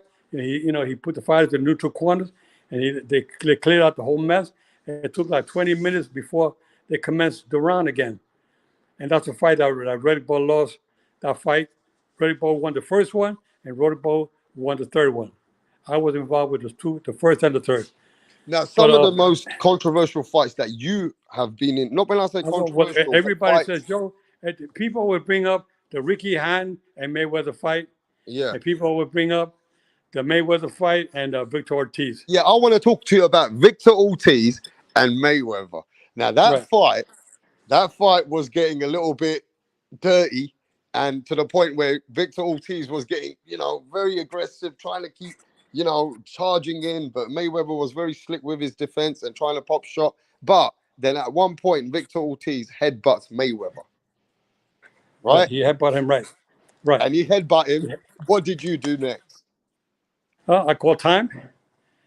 I call time, and I would take a point from Victor Ortiz, and Victor Ortiz apologized. He hugged him. He kissed him. He hugged him again. Okay. And I said, all right. I took the point from him from Victor Ortiz cutting Mayweather's lip. Yeah. You can see he actually headbutted intentional. Uh-huh. And I met with Victor Ortiz several times after that. And Victor Yeah. Ortiz told me, Mr. Cortez, I apologize for what happened on that. My trainers told me to headbutt Mayweather. I would have Yeah. never done that. He said, I got rid of all my trainers. That's not my style of fighting. I apologize for what happened. Because we were doing an interview one day on ESPN, and Victor Ortiz was our guest, and he confessed that on the air. He said, my trainers told me to do this, anyway, the thing was that when I said time in, I looked at the timekeeper, made sure that he saw that I gave the sign time that time was in. I put my hand down. I put my hand down. That's the same that the time was in. And I looked at the timekeeper to make sure that he saw me. All of a sudden, I see a left and a right from Mayweather. He knocks out Victor Ortiz. And people say, well, that wasn't legal. I mean, he went to hug him again. But you know, Larry Merchant, the commentator, said it best. He says it was a legal sucker punch. You know, and they say in boxing, protect yourselves at all times. You know, Victor Ortiz lower his guards. He wasn't supposed to do that. He did. And Mayweather said, hell, he headbutted me. He did dirty stuff. Cortez said, time in. And you know what? I'm clocking him with the punches. It didn't look good in the eyes of the fans. They said that was dirty. He went to hug him, and Mayweather clocked him and knocked him out. George could have done something. George should have disqualified Mayweather. The rules doesn't say that. The rule says protect yourselves at all times. And I feel sorry for Victor Ortiz because he's a hell of a nice guy. And I just felt bad that it had to end up that way. But that's why I tell fighters, keep your guards up at all times. You know, and I hate to see fighters, when the referee brings them together at the beginning of the fight, he says, all right, touch him up. They touch him at the beginning of the fight. And with the last bell, the last round, the referee brings the fighters together. They touch gloves there. So the only 2 times they touch gloves. You don't touch gloves in between that again, or try to hug the fight, apologize. Protect yourself at all times. And that's where Victor Ortiz lost his little slight professionalism. He got emotional, a little bit emotional, but he lost his professionalism because he should have stayed back on the game and focused. But at the point where Mayweather got headbutted and you said it's time after the hugs and everything, you gave them the opportunities on Victor Ortiz to actually be back in fighting stance. Now, as soon as Mayweather heard time, it was Mayweather's time to start doing what he did. And then a couple of shots, Victor Ortiz was on the floor. Yeah, when I said time in, it was time in to start the fight. And Mayweather's Victor too went fast. to hug him again. You know, I mean, how many times you gonna hug him? This is not a hug and kissing match. We're in a fight. You already apologized. He kissed him on the cheek. He hugged him. Now he gonna hug him. He gonna hug him. Put his 2 arms. He put his 2 arms out again. And you don't do that. No. And you know, at that time, you had to score the fight as it was, and you had to start counting. You saw it in front of you, and you had to make a split-second decision. And I know what I had to do. I know I called time in, you know, and I knew that the guy had to protect himself. And when he said time in, and the guy lowered his guards again, it's on him. Mayweather took advantage of it. Yeah. But it didn't look good in the eyes because it's like somebody tells you, look, your shoe is untied. You look down and they clock you. You don't do that. It was like Larry Merchant said it better. It's a legal sucker punch. Well, it is what it is, isn't it? It's the boxing, and you have to have your guards up at all time, man. Referees telling you can't go against that. You got to be on point. Yeah. Now, and then Ricky Hatton, when he fought Mayweather, a lot of fans, there were about 3,000 or 4,000 fans from Europe came to see the idol Ricky Hatton, you know, fight Mayweather, and they said that I didn't let Ricky Hatton fight his fight. If you look at that fight, anybody look at that fight, say, wait, Joe did what I did what I was supposed to do as a referee. I didn't want any hugging, any rap. There's like wrestling.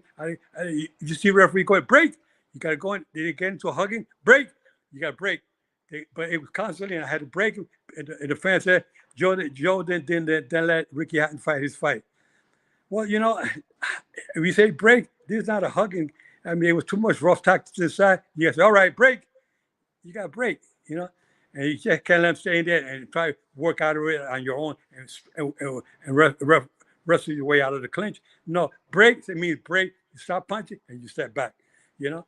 And I did what I had to do. You look at the fight, he said, wait a minute, Joe did what he was supposed to be doing as a referee. You know, it was not a wrestling match. He didn't let them wrestle out of the clinch. He said, break, you tell the fighter, when I say break, you got to stop punching and you step back. That's what you're supposed to do. And people said I didn't give Ricky Hatton a chance. They criticized me. They were booing me and whatnot. They said he lost because Joe Cortez. They had to blame somebody. They're not going to blame Mayweather. They'll blame Joe Cortez. So anyway, I accept it with the fans. But, you know, people say, you know, Joe did his job. Like I said, you're going to be criticized. Damn if you do, damn if you don't. Yeah, but also you got to remember that, Joe.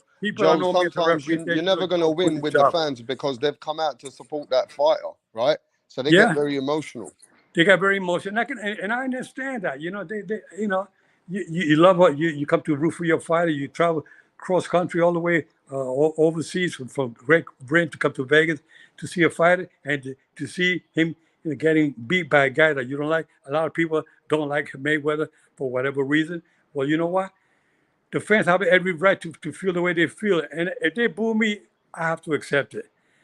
I said that's they're the fans. We are who we are because of the fans. They either love you or they hate you. And a lot of fans watching right now, that Joe Cortez, he's not good. That's okay. And I still love you all. I love you all, no matter what.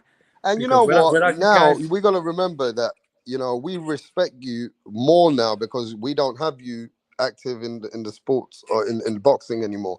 We know you're behind the scenes, and we know Joe Cortez. There is no boxing without Joe Cortez because you've been in some amazing, legendary fights, right? And you will always get respect on our channels, and because we love boxing.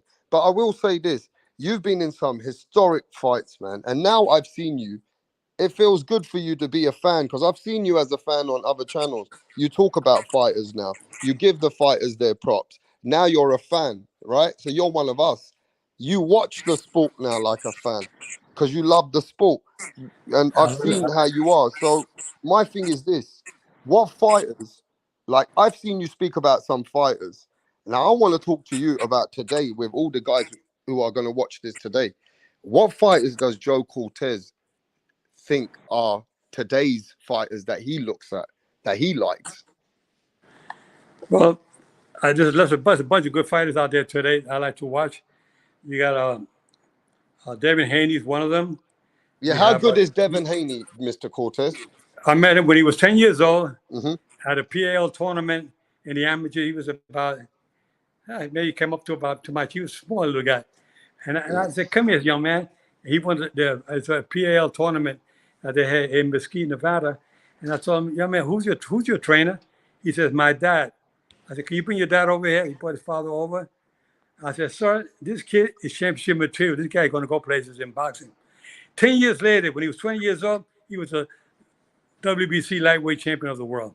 You know, I liked him. I was retired already from boxing, and I said, "This kid is going to go places." And today, he holds four belts right now. Another guy that I like, Canelo Alvarez, he fights Mm-hmm. pretty. He's in the last years of his career. He's fighting the one Jamel of Charlo. Charlo. I What think do you it's think 22. about that fight? I like your breakdown as a fan. I It's gonna, want it's you gonna. to You talk know to what? us. Charlo is a good fighter. He's a little bit younger, but he hasn't been with a fighter like Canelo. He's been in some tough fights, but Canelo has more experience. Canelo, I think, is a better puncher. Canelo, he might be a little bit of Roberto Duran. He can slip a lot of those punches. He knows how to work inside real good. Mm. He's a good body puncher. He got good combination. But Charlo is also good. Charlo has good reach. He got good speed. It's going to be a tough fight for both fighters. It's going to be a very, very difficult fight for both fighters. It's going to be a fight I like the fans to watch and see because you're going to get your money's worth with that fight. But you're favoring Canelo. I say Canelo I give him the edge. Yeah, you give him the edge, yeah? I'm going to Yeah. mention names to you, Mr. Cortez. You tell me who these fighters are in your eyes today, yeah? Yeah. Well, Canelo's like one. I said Devin Hayes won. Canelo, Shakar, Devin Haney, right? yeah. And you got Shakar Stevenson is really good. Shakur Stevenson, Yeah, he's another good one. You got what's the name? He just fought the other day, welterweight. He stopped Errol Spence.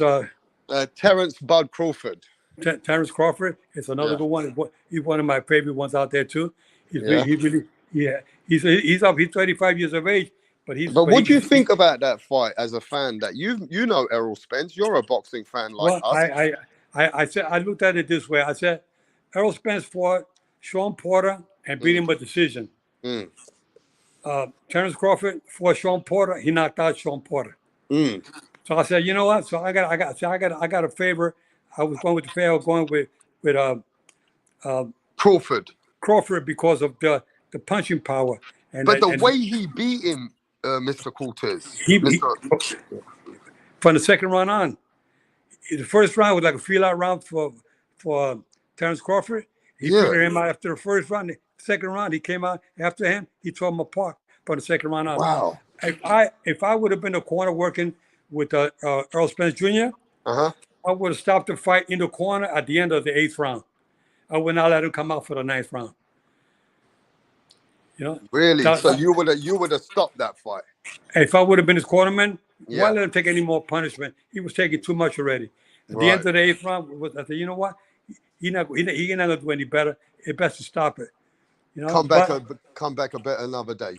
Yeah, but his corner probably felt that he still had something left to give him a chance. But a cornerman know the fighter better than anybody else. But you can see in Errol Spencer's face when he went back into that corner at the end of the 8th round. I said, I don't know if he's going to come out for the 9th round. I don't think he should be coming out. I said, if I was a cornerman, I think I would stop it right there. You see? And that would have been, he didn't have to go out and take more punishment at the 9th round. Now, at a weight class where you were, when you were a young kid coming up in boxing, at 118, there has been a masterful fighter from Japan called Naoya Inoue. This man has become a star. In your time, they want the stars at that weight. Now, we've got this Japanese guy who has been beating all the champions. He knocked out Nonito Donaire, right? He knocks out Maloney. He beats up Butler, and then he goes up in weight and stops and knocks out Stephen Fulton. I've got to be honest with you, he's in the top 1-2 pound for pound in boxing. In a way, he's a great champion. You know, he has a lot. He shows a lot of skill. He has a good punching power. He can take a good punch. He's a good one, you know. And don't forget Lomachenko when he fought Devin Haney. Lomachenko, people thought he was finished, but you know he came out pretty strong at the end of the fight with Devin Haney too. You know. Yeah, man. I mean, look, man. I'm just saying that the fights that we got even ahead of us today. I want to talk to you about fighters like I just said, Inoue. Then we've got fighters like today. Teofimo Lopez. How do you feel about him? Teofimo Lopez? Yeah, he's okay. He's okay, but he got stopped by that Tank, right? No, he never got stopped. He actually lost a split decision on Cambosis. Then he came back. Oh yeah, that's right. No, he's the one. He's the one, Mr. Cortez, that beat Lomachenko. He beat Lomachenko. He beat Lomachenko for the title. And then came back, beat Josh Taylor. So he's beaten two of the best guys, and he's back in position again. Yeah. He's Teofimo Lopez is he's still young. He still has great potentials. Okay, but you like more skill. I see you like Devin Haney more. You like Shakur more. What do you think about the younger guys, Boots Ennis? I'm not too familiar with him. Jaron Boots Ennis. Who's that again? Jaron Boots Ennis. I'm not too familiar with him. I heard the name, but I haven't really seen him much fight. Okay. But there's a lot of young talent out there in boxing today. There's there's a great opportunity. And that's what I said about all the different sanctioning bodies. More fighters are getting opportunity to get exposure. You know, before they were not getting that exposure. Is it very hard to please a man like Joe Cortez in boxing, because you have been around legendary fighters, that even the fighters that we got today, these are our top 4 guys. You've been around guys in the past which are really, in your eyes, are probably better. Am I right or wrong? Well, there's good ones. I mean, it's a different era. I mean, we had Roberto Duran, Tommy Hearn, Sugar Ray Leonard. Are those guys better than the guys we got today? Are those guys better than the guys we got today? Right. I mean, those guys were really good.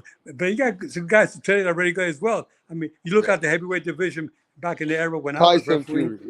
You had Ken Norton, you got Larry Holmes, you got Ernie Shavers, you got Leon Spinks, you had Muhammad Ali. All those guys, they were all fighting at the same time. They were all fighting each other. They were pretty good, you know. Then you have Jerry Cooney. Then you had a bunch of good fighters in that era. But now there's a new era for the heavyweight division. I don't see it as glamorous as it was before. I mean, I was doing it. Lennox Lewis was pretty decent. Lennox Lewis, I refereed him a couple of times. once in Great Britain, and once in Atlantic City, and once in Las Vegas at the Atlantic Lewis. And Atlantic Lewis always felt, Joe, every time you were in that ring as a referee, I felt so happy that you were in there because he felt very comfortable with me being the referee for his fights. Atlantic Lewis was from Great Britain, and the Klitschko brothers, I refereed them several times. They were also pretty decent. I mean, they were good guys. And now you got heavyweights today are not as popular as what we had back in that era. But there's some. You got Tyson Fury, who's got Mm-hmm. getting a lot of attention. You got Yep. Usyk, and you Yep. have Deontay Wilder, and you have the guy Anthony, the Mexican heavyweight, who beat Anthony Joshua. The Yeah, Andy Ruiz. yeah, Andrew Ruiz. So you got a Yeah. bunch of guys in this era. What do you think I don't about know. Alexander Usyk? Yeah, and Usyk too. Usyk Huh? is another good one too. But Yep. can you put them in the same class as you put in uh, Ken Norton, Evander. Larry Holmes, Evander Holyfield, Mike Tyson? I mean, these are Yeah. different Different class. era. I mean, they're not in the same class as those guys. I mean, Tyson. Come on, Wow. Tyson was devastating. I got to referee him 8 times. Yeah, you did. Including his last fight. And people say, Joe, Mike Tyson loves you and everything. Yeah, you know what? He may love me and everything, but he probably didn't love me when I took 2 points from him in that fight when he fought Kevin McBride, when he headbutted Kevin McBride and he caught him. And I had to take 2 points from Mike Tyson there. Yep. I said, Joe, but we thought you loved Mike Tyson. I said, listen, guys, I'm there to do my job. Mike Tyson committed a foul, and I did what I had to do. I took the point from him. And then in that same round, I stopped the fight. Jeff Fennick was working his corner. When I walked with Mike Tyson back to that corner, I knew we had to stop it. And Jeff Fennick, I saw a look in his face, and he went like, no, that's it. And I waved my hand, and I stopped it. And everybody, Mike Tyson said, hey, what, Joe? Yeah, Hello. Mr. Cortez. Okay, I still got you. Okay. Yeah, you got me. We'll see Listen, that for a man. second. Anyway, guys, it really a nice talking to you guys about boxing tonight. It's Yeah, been but an I will honor say this before to you my go. fans. Before you go, I want us to say one thing. The passion and love that Yes. you've got for the sport, we can see it. The passion and love that you've got for boxing is going to be something that you've been born into because it's just your life. This is this is something that you really appreciate is boxing, huh? Yes. I love my boxing. I love the fighters, and I love the fans. Hey, All the ingredients of boxing: the fans, the fighters, the networks, the media. You gotta love them all to be an official. You gotta accept them and have thick skin and accept them all. A lot of people will love, like I said, they're gonna love you. Some are gonna hate you. But you know what? I love everybody. I love the sport of boxing. It all comes in with the sport. You want to be a good referee? Don't pay attention to what you read in the media. They're gonna criticize you one way or the other. And do the best you can. People know when they see somebody talking and they express themselves the way I do. They see that I'm a caring guy. I love everybody out there. I don't care what nationality, what country you're from. I don't care. It could be my brother in there. You commit a foul, I'm gonna take a point. hey, we really appreciate your time, and I'll catch up with you soon again, maybe in 6 months or sometime. But I'll catch up with you behind the scenes. I want you to tell everyone where they can find you, your podcast, and where everyone can catch up with you. Okay, we'll do for sure, definitely. I got a good surprise. I got a new show coming up soon. I'll surprise the whole world with my new show in the very near future. But we'll stay in touch with that. And listen, before you go, who's the best lightweight ever in your eyes? Lightweight. I think Roberto Duran was one of the great ones. Wow, Roberto Duran's one of the best lightweights ever in your eyes, huh? And what Yes, about yes, the definitely. welterweight? Who's the best welterweight in your eyes? Welterweight. Uh-huh. Well, I know Sugar Ray Leonard was one of them in there. Sugar Ray Leonard was one of them. But then again, you got to remember, Sugar Ray Robinson was the best of all time, of all of them. Sugar Ray Robinson, former welterweight champion of the world. He had over 100 and some professional fights. He had a great boxer. He's a good puncher. He had it all. He had all the skill. I think everybody, all the slick fighters, smart fighters you see today, they try to copy Sugar Ray Robinson. He had it all. Wow. Hey, listen, Mr. Cortez, really appreciate your time. One of the legendary referees, to get over here and to share your knowledge and your time with us. Boxing loves you and we appreciate you. Well, I love you guys all out there. Love me or hate me. I love you all. Anyway, take care. God I'll bless catch up you with all. you soon. I'll catch up with you soon, Take sir. care. And keep your Thank guards you. up at all times. I'm fair. Say that again. I'm fair. I'm fair, but I'm firm. Keep your guards up at all times. Appreciate you, sir. Take care. God Thank bless. you. Thank you. Bye-bye.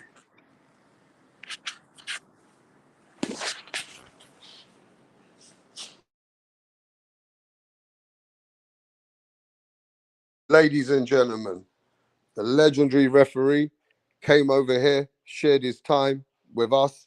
You know what I mean? Just chopped it up with us from his years of experience in the sport, being a referee for many, many legend fighters. Right? This was a show for the hardcores. This was the show for the people who just appreciate the sport. And I noticed at the end of the day, Mr. Joe Cortez came and he gave us his time, But, thanks just to see you guys. I see the real ones who came here, I see the real ones who came here. But most of you guys just want to see talking about Canelo, talking about this, talking about that. Hey, listen, the referee, came over here to spend his time to talk to us. So we got to do what we got to do. We're boxing fans first and foremost.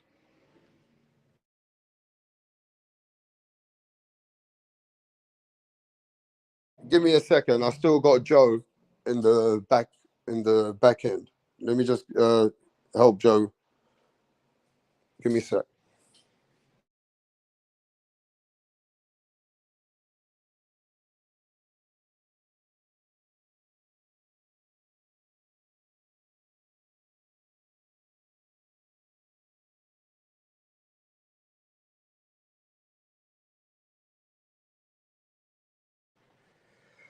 Yes. So, ladies and gentlemen, Joe Cortez, the referee that fucking was in the fights with Chavez, Oscar De La Hoya, Roberto Duran, Nassim Hamid, Marcos Maidana, Mayweather.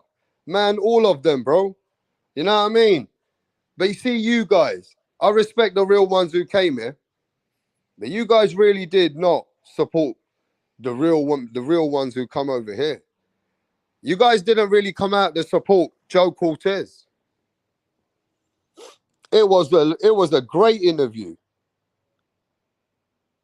It was a great interview, bro. This man was sharing his knowledge, how he scores the fight, what he thinks about the punch with Usyk versus Daniel Dubois.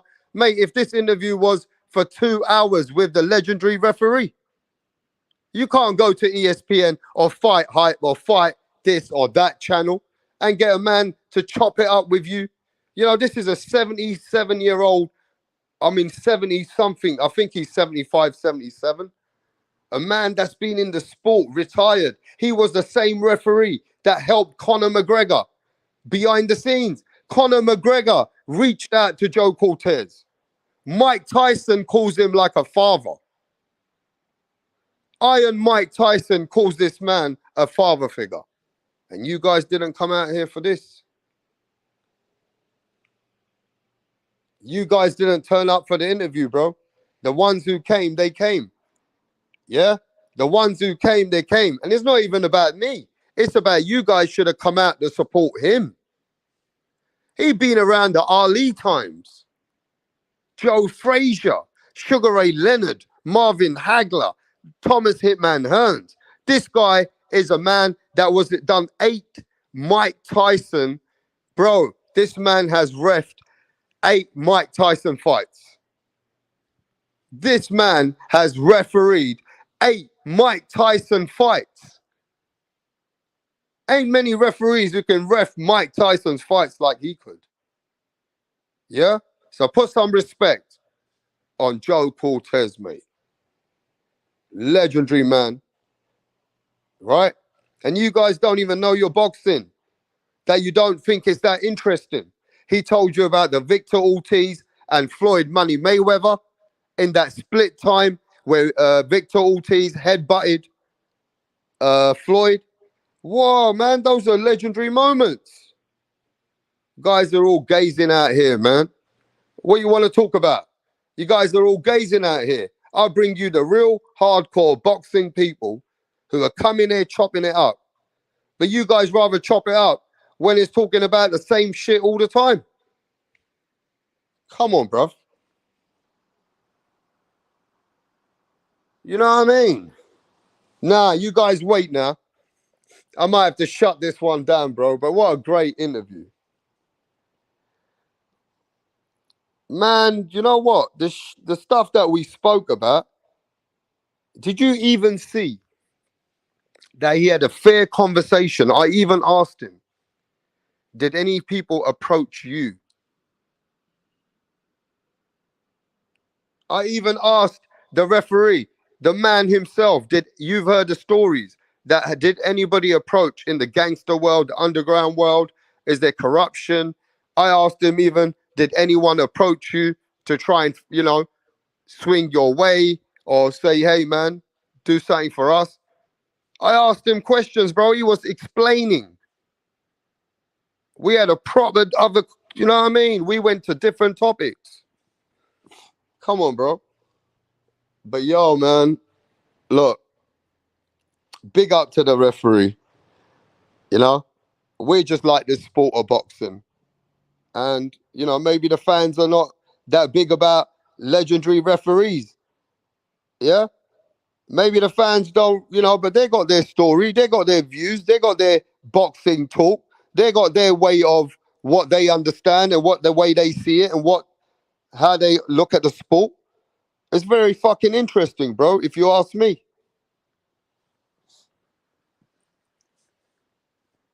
Yeah?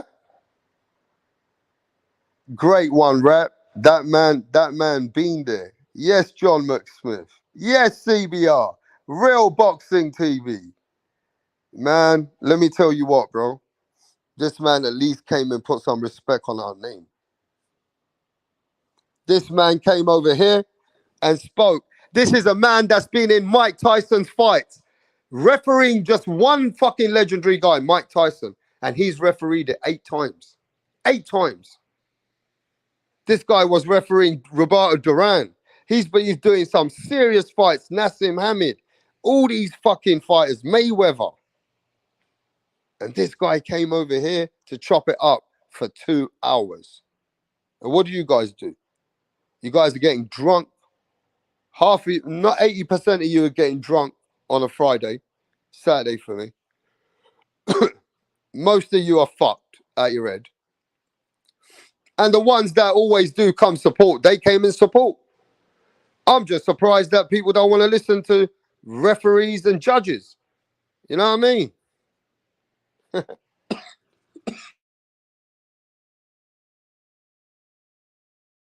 No, but respect to Joe Cortez, bro. You know what I mean? Big him up, man. I'm fair, but I'm firm. I'm fair, but I'm firm. Now, give me a minute, man. Let me see if I want to chop something up with anyone. But just give me a minute, and I'll be back.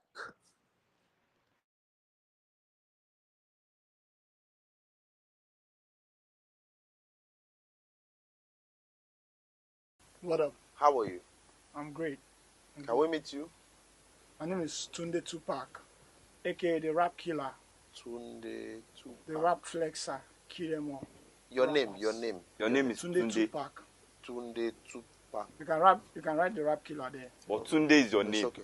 Yes. Okay. Thank you. Tunde, with your dressing, I know the kind of song that you're about to present.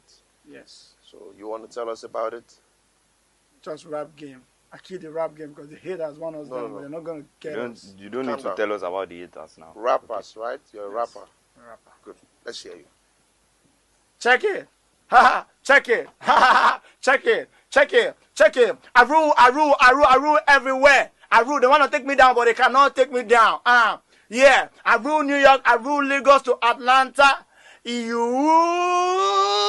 go to Chicago. Check me out. Check my game. My game is tight. All the haters, I shoot them in the brain. Boom, boom, boom. I've been around with my guys, 50 Cent, Tupac, Biggie, Snoop Dogg. We're all in this game together because I kill them all. I kill Tupac and I kill Biggie. I kill them all because they can't contain my rap game. Hey! It's off the hook because I'll kill you all now. No, calm down. You killed? You killed who? It's just a lyric. Don't fear. Lyric. Yeah. Your lyric Hey. will put you in trouble. You have to be very careful. You don't just go about saying things that you don't know. It's a rap game. That's how it is. Oh, okay. How old are you? I've been in this game for more than 20 years. How old are you? What's it? I'm 15 years old. What? Just forget my age. Just focus on how long I've been in the game. And you know Tupac. You know Snoop Dogg. You know By the 50 grace of Cent. God, we met in the States. Oh. Which state? Akwa Ibom. This guy. You're just a joker. You know what? Just go. We'll get back to you.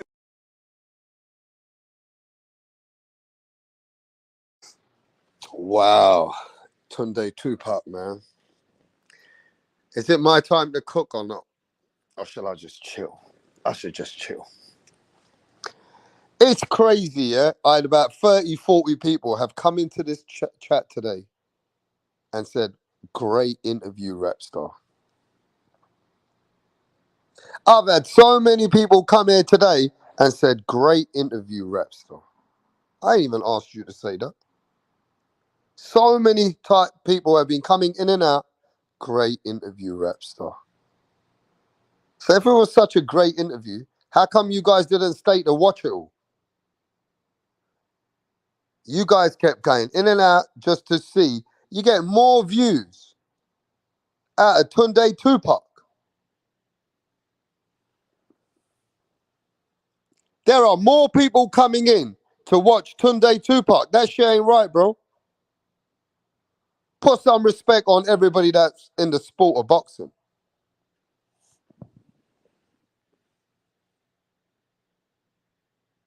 I mean, at the end of the day, bro, I don't know what it is with. I gotta say to maybe it's this generation of boxing today, which is my generation. They're not interested in maybe so many other details and people like judges, referees, but top people in the sport of boxing like that, they rather see Tunde Tupac or Tracy.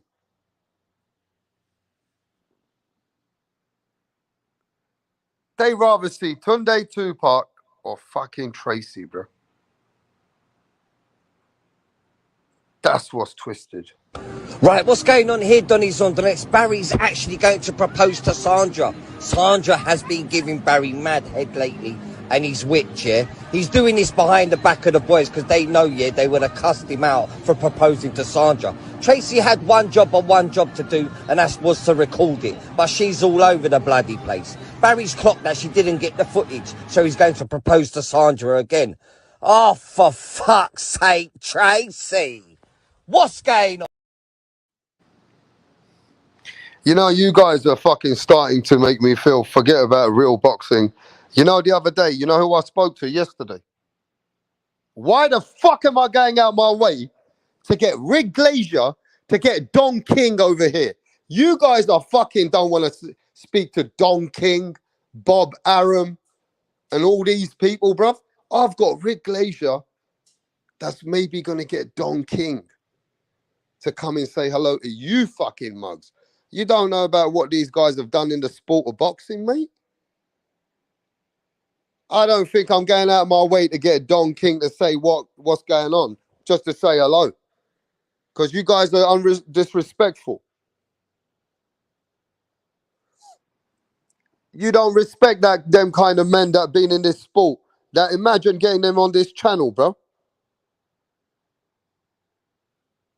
Nah, you guys don't want to see that. You guys don't want to see that, bro. You don't want to see people who are legendary. You just want to talk about what's current.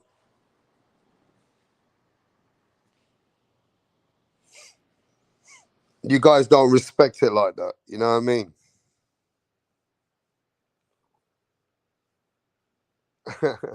Oh shit. Yeah, you guys are funny, man. You guys are funny, bro. Man's sick, you know, and I'm still here talking that boxing. I've just been chopping it up with legendary referee, Mr. fucking Joe Cortez, bruv. The man himself. You know what I mean? I already chopped it up, man. So far as I'm concerned, I'm chilled. You want the link, Mr. Sanchez? You want the link, brother? Yeah, mate. Let me get you the link. And you know what? I'll just turn this channel into a whole fucking...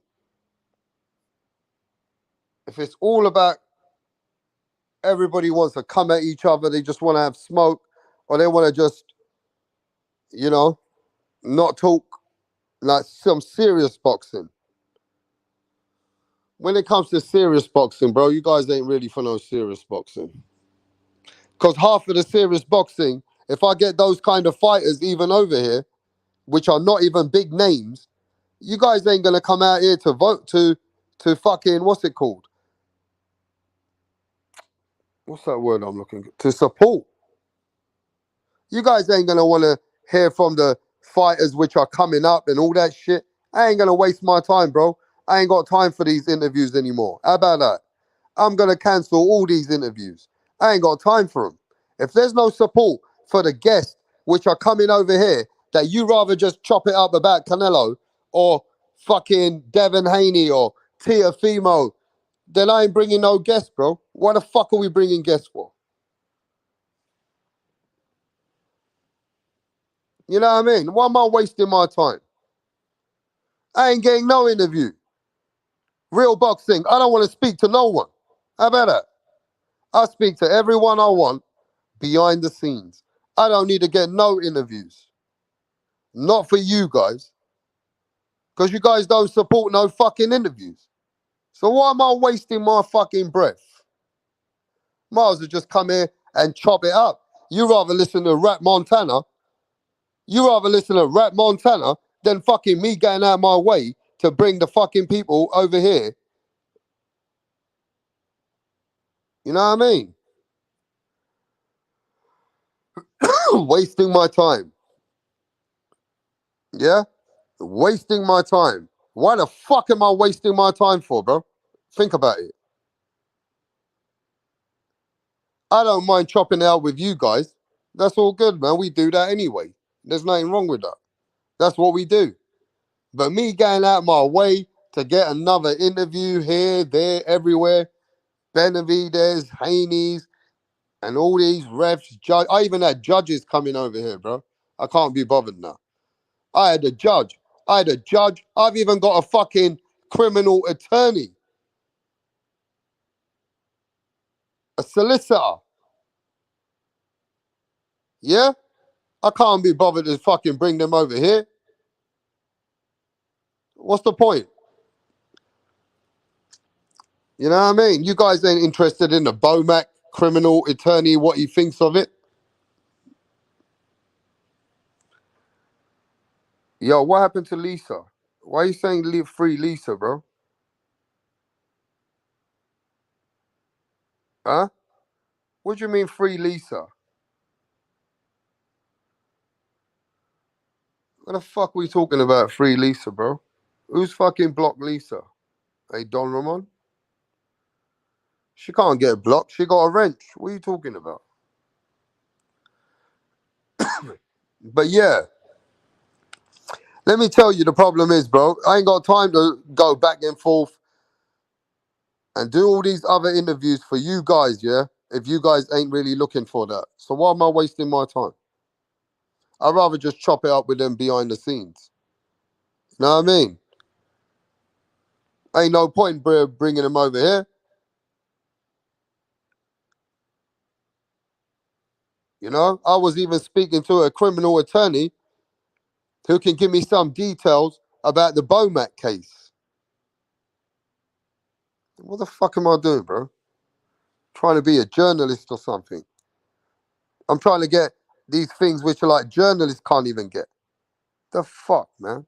You need to respect that fucking grind. You need to respect that grind, bro. You get me? Fucking hell, man. Sick as a dog, bro. Nah, I'm alright, though. Just a little sick.